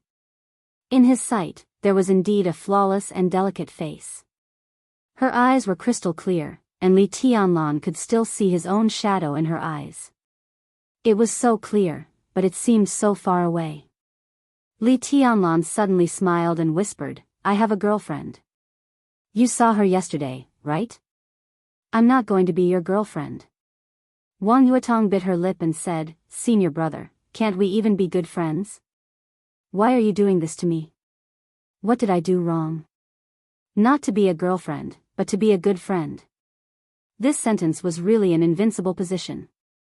Li Tianlan did not know Wang Yuetong's psychological state. At this moment, perhaps even Wang Yuetong herself did not know what she was thinking, let alone Li Tianlan, who did not know Wang Yuetong's psychological state. They had not been together for a long time, but they had gone through life and death together. It was not an exaggeration to repay him for saving her life. When a woman fell in love with a man, even if it was not love at first sight, a moment of affection was enough to be unforgettable. Yesterday, in the sky full of fire and broken ice, Wang Yuetong did have an affection, but she was not sure what it meant. Good friends. When such a position came out of her mouth, she suddenly felt a lot more relaxed. Good friends. There were too many possibilities in such a position. She did not want to and did not intend to think about the future. Now she just wanted to know what was happening in front of her. "You're right," Li Tianlan said in a calm tone, "It's my fault. I'm sorry, I don't want to hear sorry." Wang Yuetong interrupted Li Tianlan in a domineering way. It seemed that she did not want Li Tianlan to go on, so she said quickly, "Senior brother, I've prepared some medicine and herbs for you in the car. I'll go get them now." While speaking, she trotted all the way downstairs. Her swaying figure, accompanied by the crisp sound of high-heeled shoes, was getting farther and farther away. When her figure completely disappeared, Li Tianlan breathed a long sigh of relief and turned to look at the people who were watching the show. Li Beidian and the others suddenly came to their senses. Han Xinyan's acting was clumsy. She picked up the cue and was about to continue the drama of chasing and killing to prove her innocence. Zhang Holong and Li Beidian also opened their mouths, as if they were going to continue screaming. Li Tianlan said calmly before they could scream, "I'll go downstairs." His figure also quickly went downstairs, chasing after Wang Yuetong. Li Beidian and the others looked at each other. After a little hesitation, Zhang Holong did not give up gossiping, so he tentatively said, "Shall we go down and have a look?" "Look your ass. Aren't you afraid that Wang Yuetong will kill you if she finds out? Haven't you seen enough just now? Come on, get 2 bags of melon seeds. Let's talk while eating and reminisce." Han Xinyan casually slapped Zhang Holong on the head and said. She looked so well behaved, but her every move was full of manliness. Not to mention how Zhang Holong, the direct victim, felt. Xinyan's domineering attitude made Li Beidian, who had been beaten for a long time, and Ning Qiancheng, who had watched 2 good dramas in a row, the first to be unable to stand it. "I'll go with you." The corner of Li Beidian's mouth twitched. He put his arm around Zhang Holong's neck, lowered his voice, and gnashed his teeth. "Little throat, is this the pink and well-behaved campus belle you introduced to me? F***CKU. If I don't rip you off tonight, believe it or not, my surname is not Li." Behind them, Han Xinyan watched Li Beidian and Zhang Holong walk away with their arms around each other's shoulders. She narrowed her watery eyes and muttered to herself, "Nothing good can happen when these 2 get together. Don't tell me they still want to F***CK me?" She glanced at Ning Qiancheng and suddenly said, "Do you think they still haven't given up? Especially that Li Beidian. He's shifty-eyed and wretched." Ning Qiancheng's body trembled slightly. Without hesitation, he said, "No, you think too much." Wang Yuetong's car was parked at the entrance of the club. In order to stop Li Tianlan from talking, she hurried downstairs and went directly to the side of the car. From the car, she took out a large rectangular box with a thickness of more than 10 centimeters and a length of about half a meter. Wang Yuetong weighed the box and nodded with satisfaction. But before a smile appeared on the corner of her mouth, her expression suddenly froze.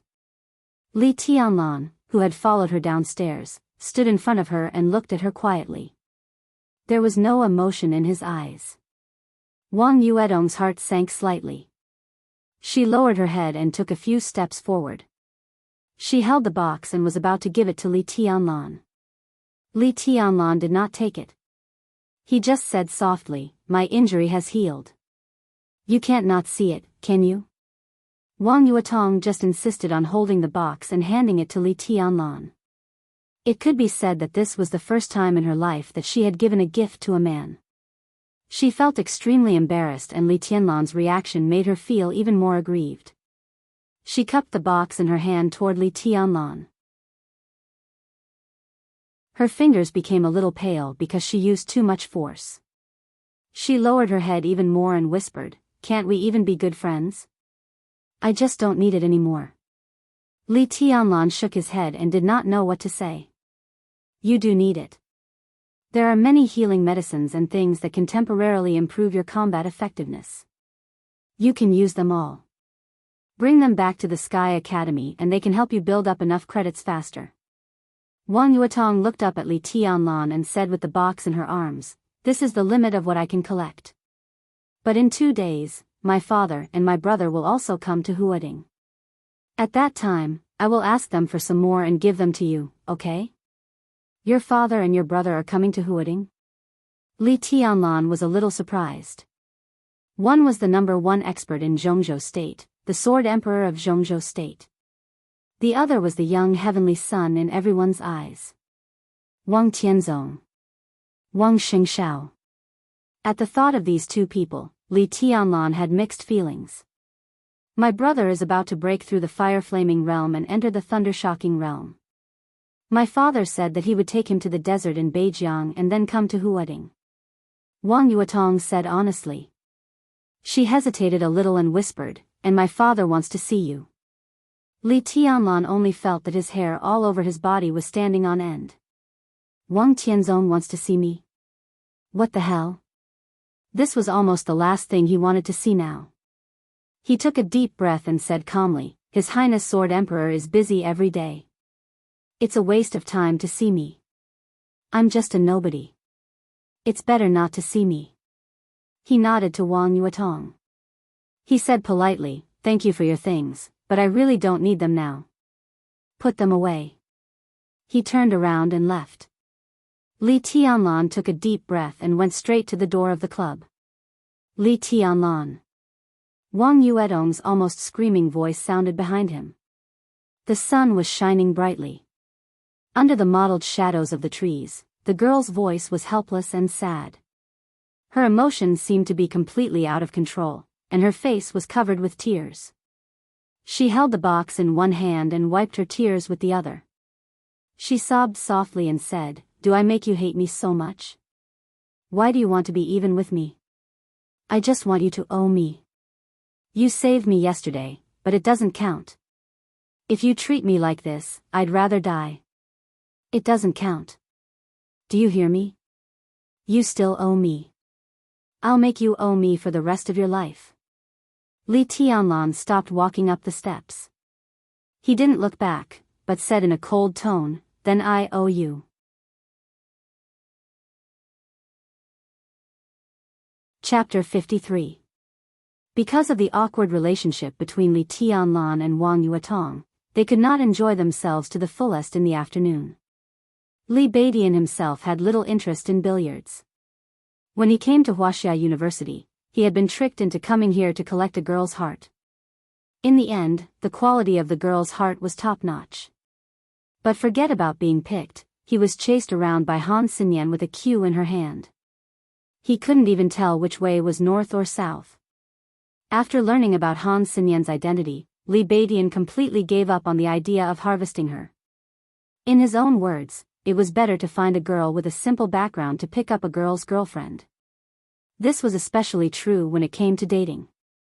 Otherwise, a small matter between a man and a woman might turn into a collision between two forces. Blood would flow like a river, and that would be a sin. With his thoughts gone, Li Beidian was not in high spirits. He spent the whole afternoon just killing time. Ning Qianxing spent most of his time paying attention to Li Tianlan and Wang Yuetong. Obviously, he did not know whether it would be good or bad for them to be in such a state. In this respect, Li Beidian's criteria for choosing a partner were very reasonable. Li Tianlan and Wang Yuetong could not be friends, and in the end, it would become a sin. The so-called ill-fated relationship was nothing more than this. Ning Qianxing knew that his worries were unnecessary, but he could not help but worry. Han Xinyan had long been tired of playing in this shabby place, and there was nothing new about it. In addition, because of the first impression, she always felt that Li Beidian was a little shifty-eyed and extremely wretched. She did not pick up the cue to vent her anger again, purely for the sake of the two big brands of Mount Shu and Sky Academy. Zhang Holong was on tenterhooks. He really wanted to watch the show, but he was also afraid that Wang Yuetong would come after him. In his mind, the Wang family of Beihai was nothing to be afraid of. After all, they were all on the same side. However, Wang Yuetong's reputation as the siren was definitely not an undeserved one. If she really had a grudge against him, he, the eldest young master Zhang, would definitely be in serious trouble in the future. So for the whole afternoon, Zhang Holong's eyes kept flickering, hiding and sneaking glances at Li Tianlan and Wang Yuetong from time to time, feeling that it was damn exciting. Wang Yuetong and Li Tianlan, on the other hand, seemed to have calmed down. They went downstairs one after another, both empty-handed. But when they came back, they ignored each other as if they didn't know each other. Instead, they talked and laughed with others. This seemingly normal behavior became the most abnormal factor in this small group. In addition, everyone had their own thoughts. After the whole afternoon, everyone was muddle-headed. Dinner was settled at the club. As the host, Zhang Holong said that he had already booked a private room at the Black Club and invited everyone to have some fun. The Black Club might not be as high-end as the garden party, but the threshold was not low either. It was just that the main customers were some young people and the atmosphere was good. It was said that the young men and women in the club were very open. It was called the Black Club. Zhang Holong didn't know whether it was black or not, but the word sex was the real essence of the club. Li Beidian said that he would not go there. He just said that any bar would be good. He liked women, but in some ways, he was like Ning Qiancheng. He didn't like to get in touch with all kinds of complicated circles. His motto was that a girl and a sword were indispensable, and a girl came before a sword. But when it came to harvesting a girl, he was extremely unwilling to get involved with some other messy forces. Moreover, there were many so-called daughters of famous families who kept their chastity as pure as Wang Yuetong, but there were also many who had messy private lives. Li Beidian was harvesting a girl, so the fairer the better. If he met a girl who was reserved on the surface and acted like a girl who was inlaid with gold and jade on the surface, but turned out to be a skilled veteran in bed, it would be really difficult to decide whether to have sex with her or not. And whether to have sex with her or not, it would be very unappetizing. Li Beidian preferred to go to places that were of a higher class but were open to the public. There were many talented and naive young girls in Shushan. Li Beidian rarely ate the grass near his nest, but after so many years, he was tired of looking at them. Instead, it was those young and mature women who had received higher education who were intellectual and refined that were the most lethal to him. Those entertainment places that were relatively clean and did not have a foul atmosphere were the best places to harvest in his eyes. Zhang Holong looked at their reactions. Ning Qiancheng and Han Xinyan didn't care about this kind of place. Wang Yuetong was still in a Cold War with Li Tianlan.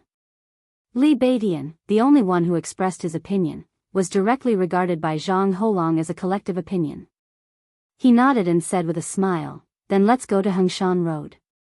We don't need to set a location. Shall we set off now? Then let's go." Li Beidian stood up and was in high spirits. Li Tianlan hesitated and wanted to say something but stopped on second thought. Li Beidian, who was looking at everyone's reaction, suddenly froze and asked in confusion, "Tianlan, do you have other arrangements?" "No, I'm free today," Li Tianlan said with a smile. He really planned to go home. How could he sit still when he thought that there was a beautiful woman waiting for him at home? Maybe when he went back, he could have a deep experience of Qin Weibai in a short skirt and black stockings. How could he sit still? Hengshan Road and Henghu Road were all floating clouds in his eyes. However, this was their first group action after the Sky Academy's holiday. No matter how anxious he was, it was not appropriate for him to leave now. It was good to follow the good advice and have some fun. Wang Yuetong, who deliberately sat next to Li Tianlan during the meal but didn't talk to him, stood up in silence and followed Li Tianlan downstairs. There were 6 people in the small group, but they drove 3 cars. Han Xinyan's car was a bright red sports car with a very flamboyant shape. Li Tianlan didn't know what brand it was, but he knew it was not cheap just by looking at the shape.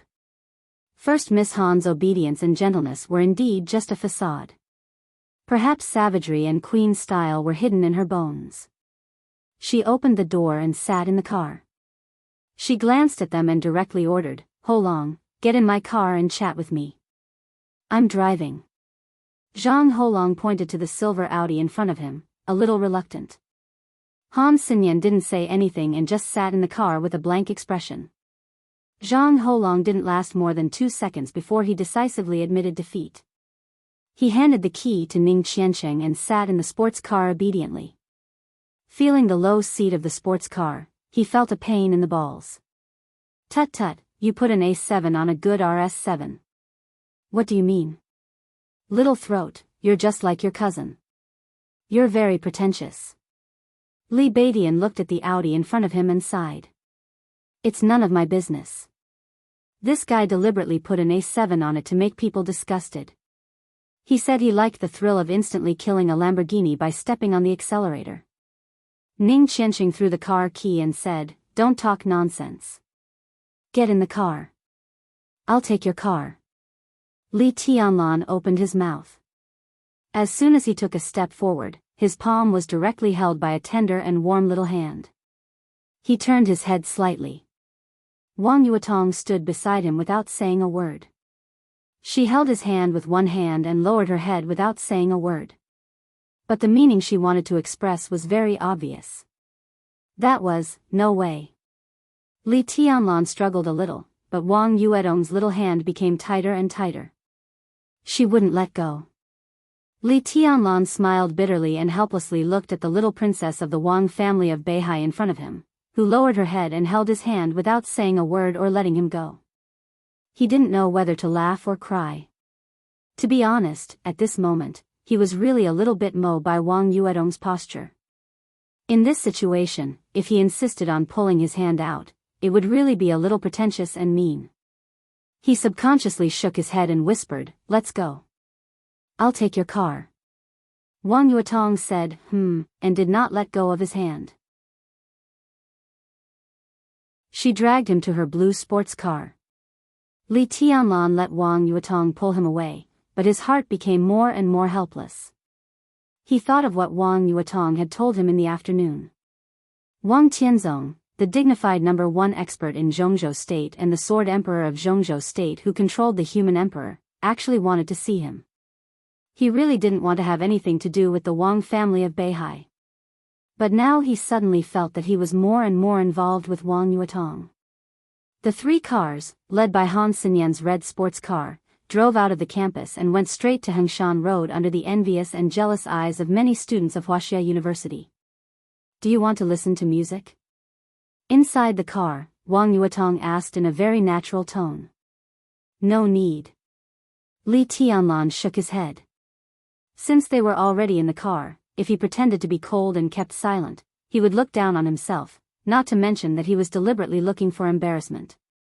Perhaps it was always so easy for a woman to break through a man's defense.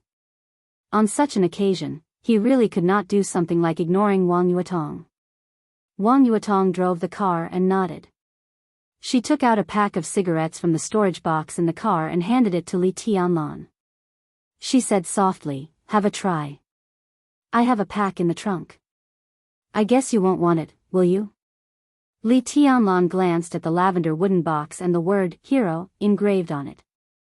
Sure enough, they were exactly the same as the cigarettes Qin Weibai gave him. He hesitated for a moment and took it. But he put it aside and said softly, "I don't want to smoke for now." Wang Yuetong replied with a and looked at the road ahead with a calm expression. Li Tianlan didn't speak anymore. He forced himself to be clear-headed and began to think about Wang Yuedong's words. Wang Tianzong. Should he see him or not? If he didn't see him, how could he push him? If he saw him, what would be the result? What was the demeanor of the number 1 expert in Zhongzhou State? It would be a pity if he couldn't see it with his own eyes, wouldn't it? Li Tianlan was lost in thought when Wang Yuedong's soft voice suddenly sounded. "Senior brother?" Li Tianlan responded subconsciously. "When will you pay me back what you owe me?" Wang Yuetong was still soft, as if she was having a casual chat. "Will it be over?" "I don't owe you anything. At least I think so." Li Tianlan said helplessly. "Why don't you owe me?" "Just because you saved me yesterday." "I don't want you to save me. Do you think I'll be happy if you save me and treat me like this? Bastard. I cried all day yesterday. Why don't you owe me anything? My life is worthless. If you want it, just take it. You owe me." Wang Yuetong snorted coldly and raised her chin proudly. Li Tianlan really had no way to deal with the little princess of the Wang family of Beihai who was so arrogant, cute, and shameless. He could steel his heart and turn a blind eye to her anger and grievances. But there was really no way to deal with shameless things. He took out a cigarette from his pocket and lit it. He took a deep breath. In the faint smoke, he said with a bitter smile, "You're pestering me endlessly." "Yes, I am. What can you do? Do you hate me?" Li Tianlan twitched the corner of his mouth. He didn't say anything and just took a big puff. "I'll snatch it sooner or later." Wang Yuetong suddenly said something without rhyme or reason. "Snatch what?" Li Tianlan's body trembled. "It's none of your business," Wang Yuetong said fiercely and arrogantly. Li Tianlan was so annoyed. He smoked and made up his mind not to talk anymore. The distance from Huading University to Hengshan Road was neither too far nor too short. With the current traffic situation in the city, the 3 cars finally approached the destination about an hour later. Victory Bar, which translated meant Victory Bar. The layout of the bar was 2 floors above ground and 1 below ground. It was not big, but it looked avant-garde and trendy. 6 tall girls in red cheongsams with high slits stood in front of the door to welcome the guests. The cheongsams were low-cut. Every time a guest entered the bar, they would slightly bow and say, "Welcome." Their breasts would be half hidden, but it was more attractive. There was still a large space in the parking lot in front of the bar. As soon as Wang Yuetong parked the car, Li Tianlan got out of the car and hurried to the Audi RS7 driven by Li Beidian. During the 1-hour journey, he really couldn't bear Wang Yuetong's meaningful murmurs. The siren of the Wang family of Beihai was indeed worthy of her reputation. Li Tianlan thought he was strong-willed and indestructible. But after an hour, he still sweated several times. When his feet touched the ground, he subconsciously breathed a long sigh of relief. In the car, Wang Yuetong looked at Li Tianlan's back as if she had found his weakness. Her beautiful mouth quietly curled up into an enchanting and proud smile. When Li Tianlan walked to the side of the Audi, Li Beidian had already got out of the car. Standing in front of the door, he looked at the empty parking lot and frowned slightly. Zhang Holong, who also walked over, looked at Li Beidian's expression and seemed to know what he was thinking. He whispered with a smile, "Brother Beidian, this is one of the best bars in Huading. But it's not the right time. In half an hour at most, the parking lot here will be full. It's hard to find an empty space to park nearby. The pace here is more relaxed and more suitable for relaxation. When we have enough fun here, we'll go to Mason's. It's not far from here. In your words, Brother Beidian, as long as you're willing to wave your hand on Hengshan Road, there's no girl that can't be harvested. I come here often and it's my territory. Since I brought you here, I'll never let you down."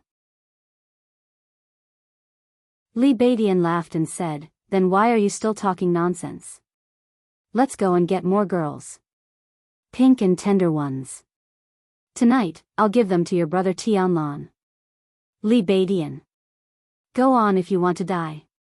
Wang Yuetong, who was following Li Tianlan, narrowed her beautiful eyes and flashed with killing intent. Li Beidian paused and said with a straight face, "I'm wrong. I meant for your brother Qianqing to have a taste." A group of people walked into the bar laughing. Intentionally or unintentionally, Li Beidian and Ning Qianqing paused and fell behind Li Tianlan. Zhang Holong, who didn't communicate much with Li Tianlan in the afternoon, was stunned. He subconsciously looked at Han Xinyan and also stopped. Only Wang Yuetong looked at Li Tianlan with a clear conscience. She put her small hand in Li Tianlan's and walked beside him. Zhang Holong's pupils dilated slightly and he subconsciously glanced at Ning Qianqing. But he saw his cousin stare at him without batting an eyelid, and then followed them in. Passing through a corridor carved with various gorgeous paintings, they walked directly into the hall. The hall was large, but the dance floor and stage were exquisite. When it was full of people, the ambiguous atmosphere on the dance floor could only be experienced by the people involved. Li Tianlan was a country bumpkin, so he naturally couldn't see the style of the equipment in the bar. He only felt that the sound system was very textured, making people feel as if they were there and listening to it was very comfortable. Zhang Holong was completely like a fish in water on such an occasion. He pointed to a direction with a smile and said, "Tianlan, you go and sit down first. Table number 1 is specially reserved for me. I'll find some girls to warm up the place." "What kind of girls do you like?" Wang Yuetong glanced at Li Tianlan with her big eyes. Li Tianlan wisely kept silent and pretended not to hear her. "Of course, the more the better. Hurry up, go and come back soon." Ning Qianqing looked at his cousin's success and scolded him with a smile. Zhang Holong patted his chest, turned around and disappeared. "Let's go." Li Tianlan took Wang Yuetong's hand, or rather, he was taken by Wang Yuetong. They walked directly to table number 1. At the same time, table number 1, which was originally reserved for eldest young Master Zhang, also saw Li Tianlan and the others. It's really a small world for enemies. At table number 1, a petite and extremely beautiful woman sat in the center. She looked at Li Tianlan, who was walking toward her. She gently raised her red lips and said in a cold tone. This was a woman with a figure that was hot enough to make any man's imagination run wild. Although she was not tall, she looked extremely well-proportioned and very tasteful. Her beauty was ice-cold, but her temperament was extremely wild and unbridled. She was like a wild horse that was not easy to tame. However, it was precisely because of the difficulty of conquering her that most people wanted to try the feeling of riding on this wild horse. I was just about to look for them, and they came to me. How about we do it tonight? Beside the petite and extremely beautiful woman, a young man who was like a giant opened his mouth. He looked fierce and his voice was deep, with a very shocking evil spirit and murderous intent. The petite woman slightly narrowed her eyes. Before she could speak, a gentle and smiling voice suddenly sounded. Yulan, what do you mean by a small world for enemies? Have you met an enemy? A tall young man walked over from the bathroom and said with a smile. He looked at the petite woman with undisguised passion and desire in his eyes. The young man was about 30 years old. He was wearing a white Armani suit that was very flashy, and the watch on his wrist was also shining brightly. His appearance was not outstanding, but when paired with his casual smile, his attractiveness suddenly skyrocketed. Especially his attire. Armani was not a big deal, but the famous watch on his wrist, as long as one knew it, was enough to buy a Ferrari or Lamborghini in Jianghu state. As long as he knew the value of the watch, it was clear. The petite woman and the young man looked at each other, and a trace of extremely obscure contempt flashed in their calm and cold eyes. She slightly raised her chin and looked at Li Tianlan, who was getting closer and closer. She lightly said, "Young Master Zhong, you must know them." The young man slightly raised his eyebrows and turned his head subconsciously. He immediately saw Li Tianlan and the others. He slightly frowned. He did not know Li Tianlan. He was a complete stranger. But when he saw the girl in the young man's hand, young Master Zhong's pupils suddenly contracted violently. Wang Yuetong. It turned out to be Wang Yuetong, the little princess of the Wang family of Beihai. Young Master Zhong took a deep breath and set his eyes on Li Tianlan again. Who on earth is this guy who is holding the little princess of the Wang family of Beihai in broad daylight? He looked behind him. Ning Qiansheng and Han Xinyan. Young Master Zhong was no stranger to them at all. But the eyesore bamboo pole was really an eyesore.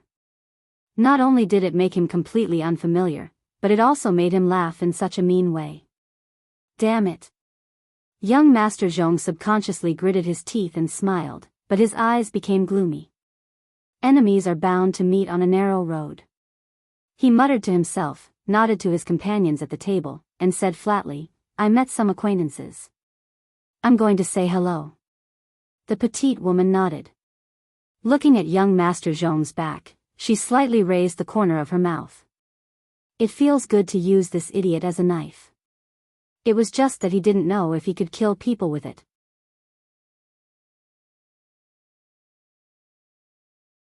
Chapter 54. People who were born with keen intuition were very sensitive to the hostility around them, and a keen intuition was one of the important factors to become an expert. Except for Zhang Holong and Han Xinyan, Li Tianlan's group of 6 were all rising talents in martial arts. Therefore, when young Master Zhong's gloomy and vicious eyes swept over them, Li Tianlan and the others looked up almost at the same time and met young Master Zhong's eyes. They were about 10 meters away from each other. The light in the bar was a little dim, so Li Tianlan couldn't see young Master Zhong's expression clearly. But young Master Zhong's eyes were fixed on him with undisguised coldness and hatred. To be exact, young Master Zhong's eyes should be on Wang Yuetong. Wang Yuetong? Li Tianlan's heart skipped a beat. He glanced at Wang Yuetong beside him and asked slowly, Who is that? Wang Yuetong apparently also noticed young Master Zhong walking toward her. She frowned slightly and subconsciously held Li Tianlan's hand tightly. She said with disgust, just a playboy. His family is full of villains. So annoying. Ha, little princess, what a coincidence. Young Master Zhong walked over with a smile on his face, but his small eyes were cold and ruthless, as if there were knives hidden in them. I've long heard that little princess has come to Huading. I've been looking for a chance to entertain you and do my best as a host. Unfortunately, I've never had the chance. I didn't expect to meet you here today. It's fate, fate. Li Tianlan narrowed his eyes and kept his composure. Anyone who wasn't a fool could basically tell how sarcastic his words were. Especially when he said, friendship as a host, young Master Zhong emphasized each word as if he was mocking something. Zhong, Li Tianlan's eyebrows moved. No matter how little he knew about the situation in Zhongzhou State, he still knew that the top leader of Huading was surnamed Zhong. If the young man in front of him really had that kind of relationship, then it was reasonable for him to say, friendship as a host. You're welcome, young Master Zhong. Wang Yuetong was still holding Li Tianlan's hand. When she looked calm without acting cute or smiling, she looked reserved and proud, so proud that she seemed to look down on everyone. Yuetong was treated well yesterday and almost lost her life. The Wang family of Beihai is a small family and we haven't found out who the other party is. Young Master Zhong, as the host, I wonder if you can provide us with some clues? If the investigation leads to the Zhong family, it won't be good if there is a misunderstanding. You almost lost your life? Young Master Zhong was a little surprised. Then, he laughed heartily and said, isn't it just a little bit more? That was a pity. Regarding this matter, our family can't provide any clues. If we didn't do it, what can we provide? Stingy, too stingy. If it were us, we wouldn't be any worse. We would definitely satisfy you, Yuetong. His smile was bright, but his eyes involuntarily moved up and down Wang Yuetong's body.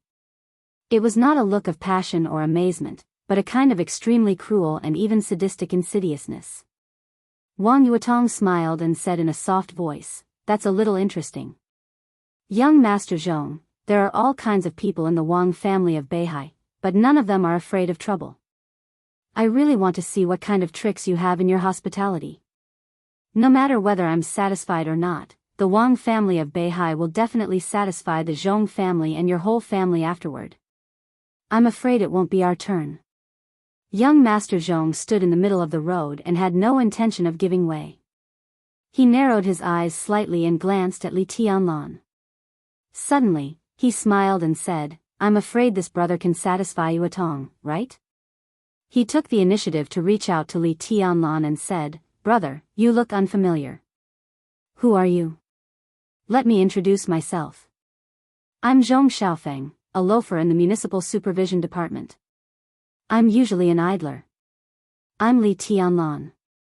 Li Tianlan gave him face and reached out to shake hands with him. His tone was indifferent, neither hostile nor warm. A freshman of the Sky Academy. Oh. Zhong Xiaofeng uttered a few "ohs" and exclaimed, if you can enter the Sky Academy, you must be an elite of Zhongzhou State. Amazing. But I'm more envious of your luck with women, brother. You must be very happy to have such a beautiful girlfriend like Yuetong, right? This figure, this temperament, this appearance, tut, it makes me drool. I don't know if I have a chance to taste it in this life. Unscrupulous. In Huading, only the Zhong family standing at the commanding heights of Huading dared to speak rudely to the little princess of the Wang family of Beihai. Wang Yuetong's little face was slightly flushed and her eyes were cold. She held Li Tianlan's hand tighter and tighter, but she didn't do anything. If it was in normal times, Wang Yuetong would not hesitate to teach Zhong Xiaofeng a hard lesson just because of his words. Of course, she couldn't kill him. But as long as he was alive, she could do whatever she wanted. Even if the sky collapsed, the Wang family of Beihai would hold it up for her. But now it was different. In Huading, the treatment of the Zhong family was even more different. A few months ago, her second uncle Wang Xiaoyao directly beat a core figure of the Zhong family into a vegetative state because of jealousy. During these months, the Zhong family of Huading seemed to be peaceful, but the towering figure of the Zhong family had always been active in the dark. He had a very high position in the prince group, and the whole prince group was ready to make trouble. In dealing with the Zhong family, the Wang family of Beihai was now under pressure. There were still a lot of things about her second uncle that had not been cleaned up. At this time, in the face of the Zhong family's provocation, she had to bear it no matter what. Her second uncle beat an important figure of the Zhong family into a vegetative state not long ago. Now if she crippled Zhong Xiaofeng, then the Wang family of Beihai and even the whole southeast group would probably incur public anger. At that time, all the major groups would probably think that the Wang family of Beihai wanted to take back Huading by simple and rough means. Once public anger was aroused, no matter how strong the Wang family of Beihai was, it would have to compromise in the face of pressure. Zhong Xiaofeng must have known what the current situation was, so he provoked her unscrupulously. He was completely sure that she didn't dare to do anything to him. Wang Yuetong took a deep breath. Her plump chest rose and fell with her breath. Seeing this scene, Zhong Xiaofeng whistled exaggeratedly and praised sincerely, "What a beautiful scene. Brother, your girl is really good. Name your price. How much can I have a taste? I've been longing for the taste of a little princess for a long time." This time, not only Wang Yuetong, but also Han Xinyan, a woman, showed a look of anger and disgust. The Han family was originally a neutral wealthy family, but Zhong Xiaofeng's provocation was too much. Even she couldn't stand it anymore. Li Beidian and Ning Qianqing stood behind Li Tianlan, one on the left and the other on the right, waiting for him to make a statement with no expression on their faces. "Do you want to have a taste?"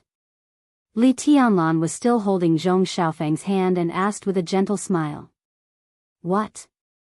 You don't want to?" Zhong Xiaofeng's eyes suddenly became sharp and even a little ferocious. Li Tianlan seemed to be in a dilemma. After hesitating for a while, he continued with a smile, "It's Yuetong who doesn't want to, so I'm afraid you can't have a taste."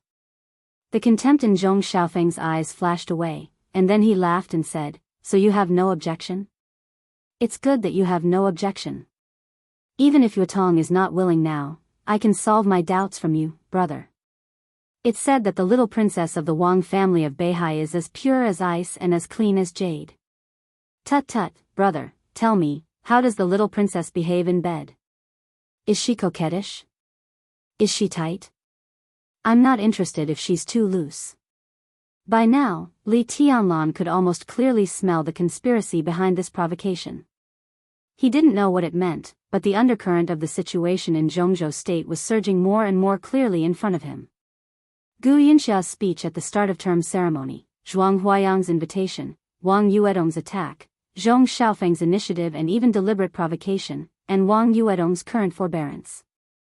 Everything seemed to be independent, but there seemed to be some subtle implications. It seemed that many invisible hands, intentionally or unintentionally, were reaching into Huading. The storm was gathering. Huading had gradually become the center of the vortex. There were already so many clues around him, so how much more shocking would there be in the places that he couldn't see?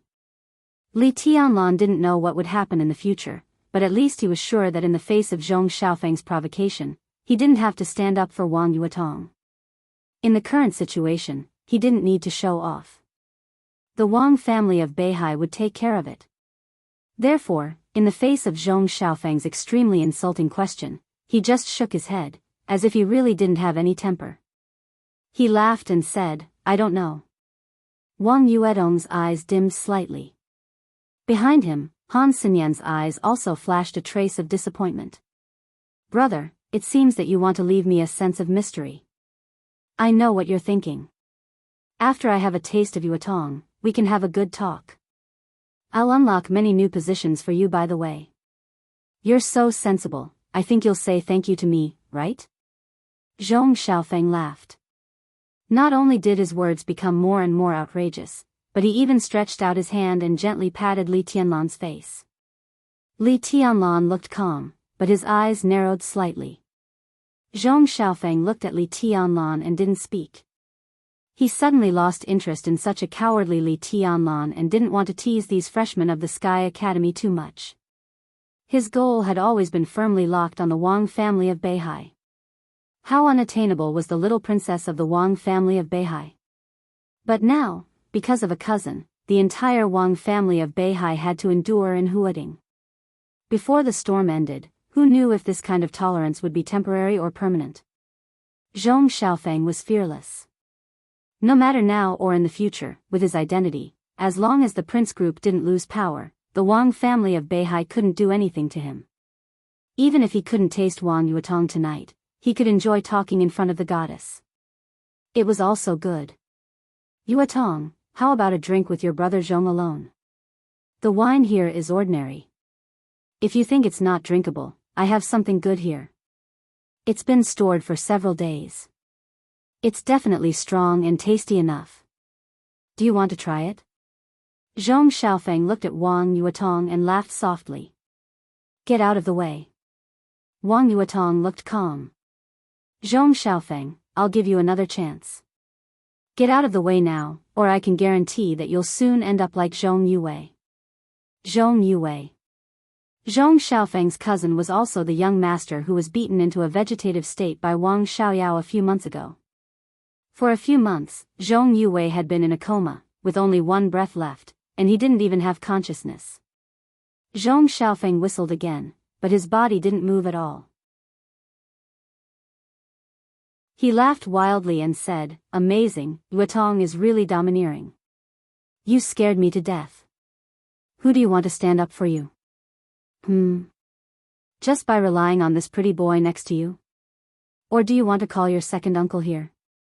Go and call your second uncle here. Let him have a try to hurt me. Let's see if he dares to do so.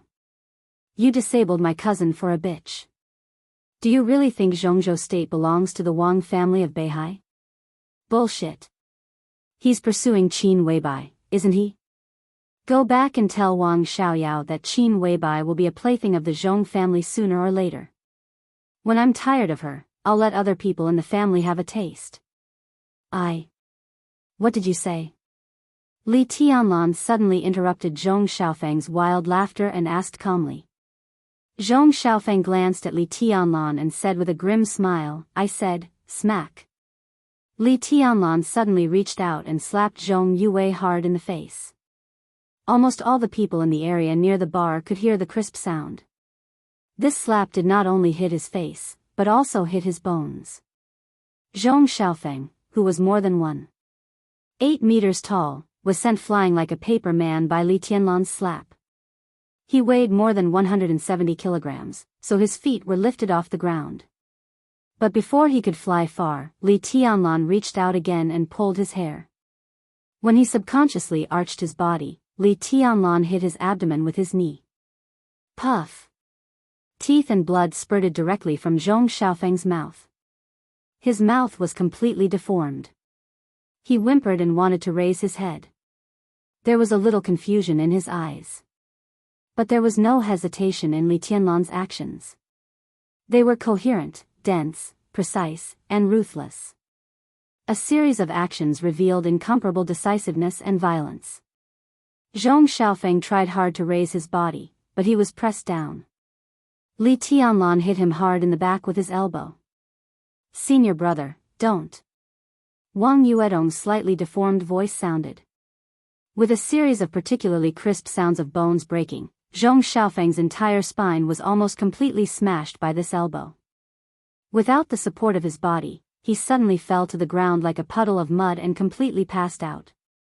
Everything happened so fast that the people at table number 1 did not react until Li Tianlan completely destroyed Zhong Xiaofeng's spine. Fuck! A dull roar suddenly came from table number 1, and a gigantic, burly figure rushed toward Li Tianlan in an instant. The air in the bar suddenly became hot. But before the fire completely rose, Li Tianlan, who grabbed Zhong Xiaofeng with one hand and his fingers almost dug into Zhong Xiaofeng's flesh, moved forward instead of retreating. He directly punched the burly man who rushed toward him. One punch against another. There seemed to be wind and thunder roaring in the air. All the joints in Li Tianlan's body were vibrating at the same time. In an instant, all the strength was condensed in his fist. Bang! In the dull sound, the whole bar seemed to be shaking. The delicate floor tiles under Li Tianlan's feet were completely smashed in an instant. His feet sank into the ground, while the burly figure rushing toward him flew back at a faster speed. He brushed past table number 1 and knocked over a large number of tables and chairs. Zhong Xiaofeng's 2 bodyguards followed closely and rushed toward Li Tianlan from both sides. Li Tianlan's expression was as still as dead water from beginning to end. Human Emperor did not come out. Inside the bar, he directly picked up Zhong Xiaofeng's body and shook it hard. Crack, crack, in an instant, not only his spine, but also the bones of Zhong Xiaofeng's arms, legs, and even fingers were completely smashed. Under the sharp pain, Zhong Xiaofeng, who was originally in a coma, suddenly woke up, but he could not howl. With his mouth completely deformed, he could only let out a dying whimper. One bodyguard was swept by Zhong Xiaofeng and his strong body was swept away. The other bodyguard was kicked in the abdomen by Li Tianlan before he could get close to Li Tianlan. His whole body flew toward the bar counter. The huge force carried his body and directly smashed the marble bar counter. Gravel rolled, wine cabinets collapsed, and all kinds of expensive or ordinary drinks fell down, filling the air with the aroma of wine. It was a mess. Whether it was Wang Yuetong and the others or the guests at table number 1, everyone was dumbfounded. Li Tianlan did not stop. He carried Zhong Xiaofeng's body and strode to table number 1. At table number 1, at the same time, the body of the petite woman at the head suddenly tightened. Li Tianlan picked up Zhong Xiaofeng's feet, swung his whole body up, and smashed him hard on the marble table. Zhong Xiaofeng's head hit the table hard. Table number 1 was completely broken. Wine and fruit plates flew everywhere. Zhong Xiaofeng, who was almost covered in blood, lay in a pile of stones, twitching instinctively. Li Tianlan's expression remained unchanged. He squatted down beside Zhong Xiaofeng and looked at the slightly twitching Zhong Xiaofeng, whose eyes were dim and frightened. He said lightly, "Now you don't need to say anything. I forgot to tell you that the Qin Weibai you mentioned is my woman. Who do you think you are? Who do you think Wang Xiaoyao is? Do you think you are qualified to hit on my woman? You asked for everything that happened today. You deserve it." He slowly stood up and slowly crushed Zhong Xiaofeng's toes one by one, and then the soles of his feet. In the clear sound of bones breaking, he straightened up and looked at the petite woman who was still sitting in the same place with some wine spilled on her. At this moment, Li Tianlan's heart was unprecedentedly calm, but his behavior was also unprecedentedly domineering and fierce.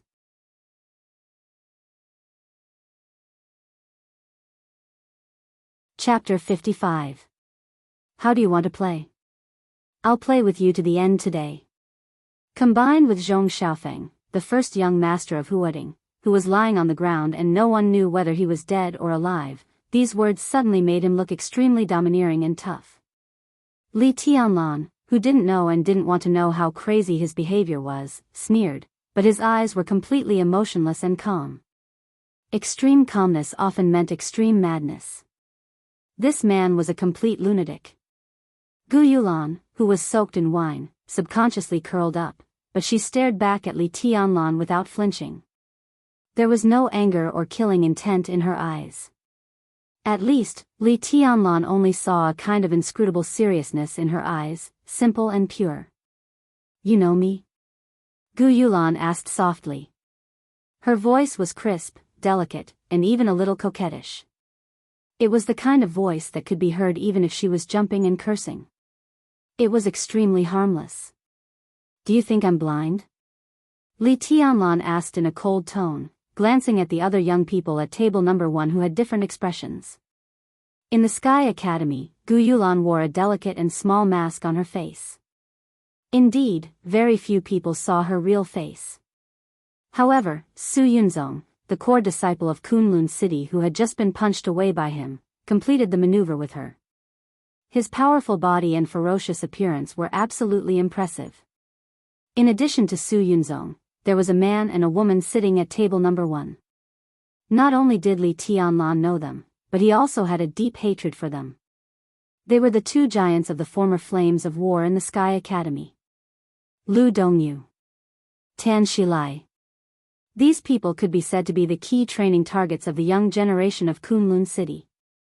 Now they were surrounded by Gu Yulan, and her body features were so obvious that it was really not difficult to confirm her identity. Tell me, what do you want to play? Here or out? Li Tianlan pulled his collar and simply took off his camouflage clothes. He stood in front of Gu Yulan wearing only a combat vest, showing an unforgiving attitude. He had always thought that he was not a person who cared about the overall situation. The glory of the Li family for hundreds of years and the future and grievances of countless veterans in the border camp were all his responsibility. From this point of view, perhaps they were also his overall situation. But Li Tianlan didn't think that for the sake of the so-called big picture, he had to be a coward no matter what he encountered.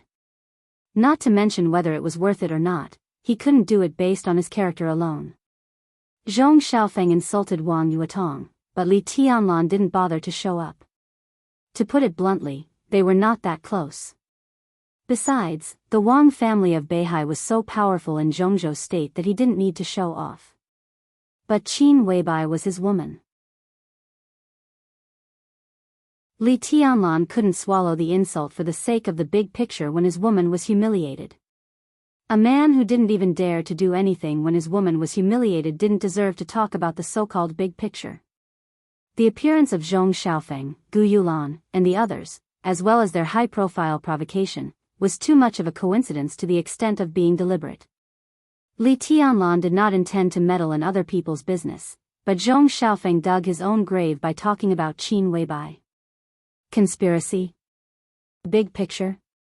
General trend? F***ck them all. I'm going to kill you here. Who can stop me? At this moment, Li Tianlan might be a little impulsive and even a little crazy. But at this moment, he was also unprecedentedly proud. It was as if he was born with an unyielding character, so tough that it made everyone's scalp numb. You want to play with me? Gu Yulan still looked at Li Tianlan seriously. Her beautiful lips curled up slightly, and she said lightly, "Do you deserve it?" She glanced at Li Beidian and Ning Qianxing out of the corner of her eye, and said lightly, "Get out of here, and I can let go of your offense today for the time being. Since you like to play so much, someone will play with you soon." She moved her crossed legs slightly, and casually pointed at Zhong Xiaofeng, who had completely fainted, with the tip of her high heels. "I forgot to introduce him to you.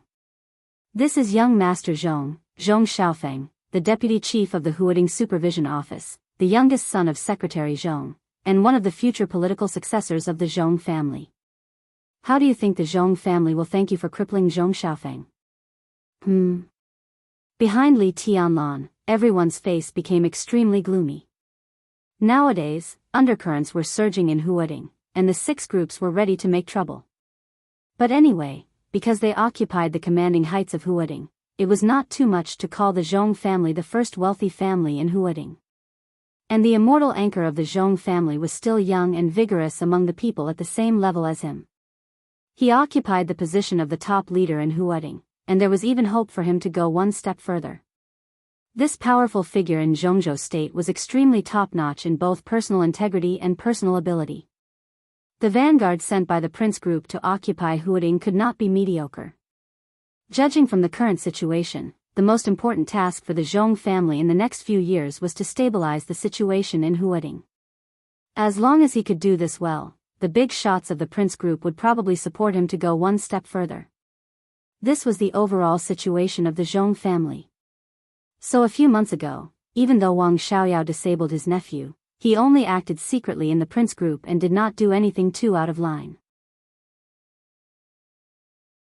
The Prince Group was ready to make trouble now, but it was to get more compensation in the game with the Wang family of Beihai. It had little to do with the Zhong family itself. But no matter how much the Zhong family put the overall situation first, the powerful figure was not a bodhisattva without a temper. He endured it when his nephew was disabled, but a few months later, his son was disabled again. Who could endure it? Even if the Zhong family could endure it, in this situation, he had to do something to maintain his authority and vent the anger that had been suppressed for months. And all the anger and resentment of this big shot would pour out on Li Tianlan without reservation. How could Li Tianlan, who was originally in Huading, bear the anger of a leader of Zhongzhou state and the top leader of Huading? Li Tianlan was still expressionless, but the human emperor had slipped from his sleeve and was tightly held in his hand. "You talk a lot of nonsense," Li Tianlan said coldly. Gu Youlan's pupils shrank slightly. Her voice was still delicate as if she was acting coquettishly, but the words she said were not polite. "Get out of here before I change my mind. If I really want to play with you, I'm afraid you can't leave today. Isn't it good to live a few more hours? How arrogant you are." Standing behind Li Tianlan, Li Beidian could not help but sneer. Those who don't know might think that Kunlun City is invincible in the world. "Today, I just want to play with you, little girl of Kunlun City. So, do you dare to play? Even if Kunlun City is not invincible in the world, it doesn't take much effort to deal with Mount Shu. Li Taishu, don't pretend to be the great void sword master in front of us. Even pretentious Cheng has behaved. Don't you know what you should do?" Tan Shilai sneered in a sarcastic tone. Li Tianlan really did not want to argue with these people. But Li Beidian had just started to get angry. He took a deep breath and did not speak. "Tianlan?" Ning Qiansheng, who had been silent all the time, suddenly called out in a low voice. Li Tianlan glanced at Ning Qiansheng. Seeing that Ning Qiansheng's eyes were obviously inquiring, he nodded slightly. There seemed to be no fluctuation in his eyes, but there was a trace of uncontrollable unwillingness and fighting desire in the depths of his eyes. Ning Qiansheng took a deep look at him and nodded slightly. The so-called tacit understanding and communication had been completed inadvertently. He had never thought that Qin Weibai, who was a legend in Huading and even in the entire Zhongzhou state, would be Li Tianlan's woman. And he had never thought that Li Tianlan would hit Zhong Xiaofeng so hard. Even if Zhong Xiaofeng managed to survive such an injury, all his bones would be completely shattered and he would become a completely useless person in the future. And the most fundamental reason for all this was that Zhong Xiaofeng had insulted Qin Weibai. But would everything really be so simple? Maybe it was from the beginning. Because of Qin Weibai, Li Tianlan completely disabled Zhong Xiaofeng. But under normal circumstances, everything should have stopped there. Then, they would start to wait for the Zhong family's revenge. But Li Tianlan took the initiative to provoke Gu Youlan and refused to let her go. This was not something that could be explained by impulse or recklessness. Obviously, Li Tianlan was going to do something. Looking at Li Tianlan's response, Ning Qiansheng was even more sure of this. Now, he obviously did not want Gu Youlan to stay out of this storm. Instead, he wanted to drag her completely into it. What on earth was Li Tianlan planning when he had just entered Huading? Would such a move be risky when he did not have a thorough understanding of the situation? Ning Qiansheng thought quickly in his mind, but the current time did not allow him to come up with a safe answer. Seeing Li Tianlan nod, Ning Qiansheng pursed his lips and took a step forward, saying, "Mount Shu may not be as good as Kunlun City, but they can still set up a few sword formations. But what does your Azura path have to offer? Even a trash like you has been focused on training. Azura path really has no one in this generation. Tan Shilai, look at how you are licking Kunlun City's boots. Is this the atmosphere in Azura path, which has a long history, now?" Tan Shilai's face was full of murderous intent, but he was not angry at all. He just said disdainfully, "Ning Qiansheng, you are a loser. How dare you comment on me?" Ning Qiansheng nodded quietly and said without batting an eyelid, "I have indeed lost to you before, but do you want to win again? Like I said, as long as you want, I will accompany you at any time. How about a life and death battle?" The murderous intent in Tan Shilai's eyes kept jumping, cold and violent. But he forcibly restrained his emotions and turned to look at Gu Youlan, whose expression was calm but hesitant. He and Ning Qiansheng could be said to have grown up in the same courtyard. Even if they were not playmates, even if their parents had different standpoints, they were far from treating each other as mortal enemies. Many years ago, the two of them even had a friendship that was neither good nor bad. However, due to some strange circumstances, these two young people, who were once playmates, had become completely irreconcilable enemies. Tan Shilai was looking at Gu Yulan. Ning Qianqing was also looking at Li Tianlan. Li Tianlan's expression was calm and his eyes were deep. Obviously, he had made up his mind. Ning Qianqing smiled and directly made up his mind. Shilai, I played with your mother. In terms of seniority, it's not too much for you to call me dad, right? Ning Qianqing. You deserve to die. Tan Shilai, who was looking at Gu Yulan, suddenly stood up and stared at Ning Qianqing with red eyes. King say that again? You want to play so badly? Gu Yulan finally opened her mouth and said flatly, okay, Shilai, you play with them. Her tone was calm, but if one listened carefully, they would find that she was reluctant. Li Tianlan. She had heard this name countless times since the end of the entrance maneuver. Lu Dongyu was saying. Su Yunzong, her follower, was saying. Even Director Gu Yunxia, was saying. She could ignore the opinions of the first two, but she had to pay attention to Gu Yunxia's. Gu Yunxia's meaning was clear.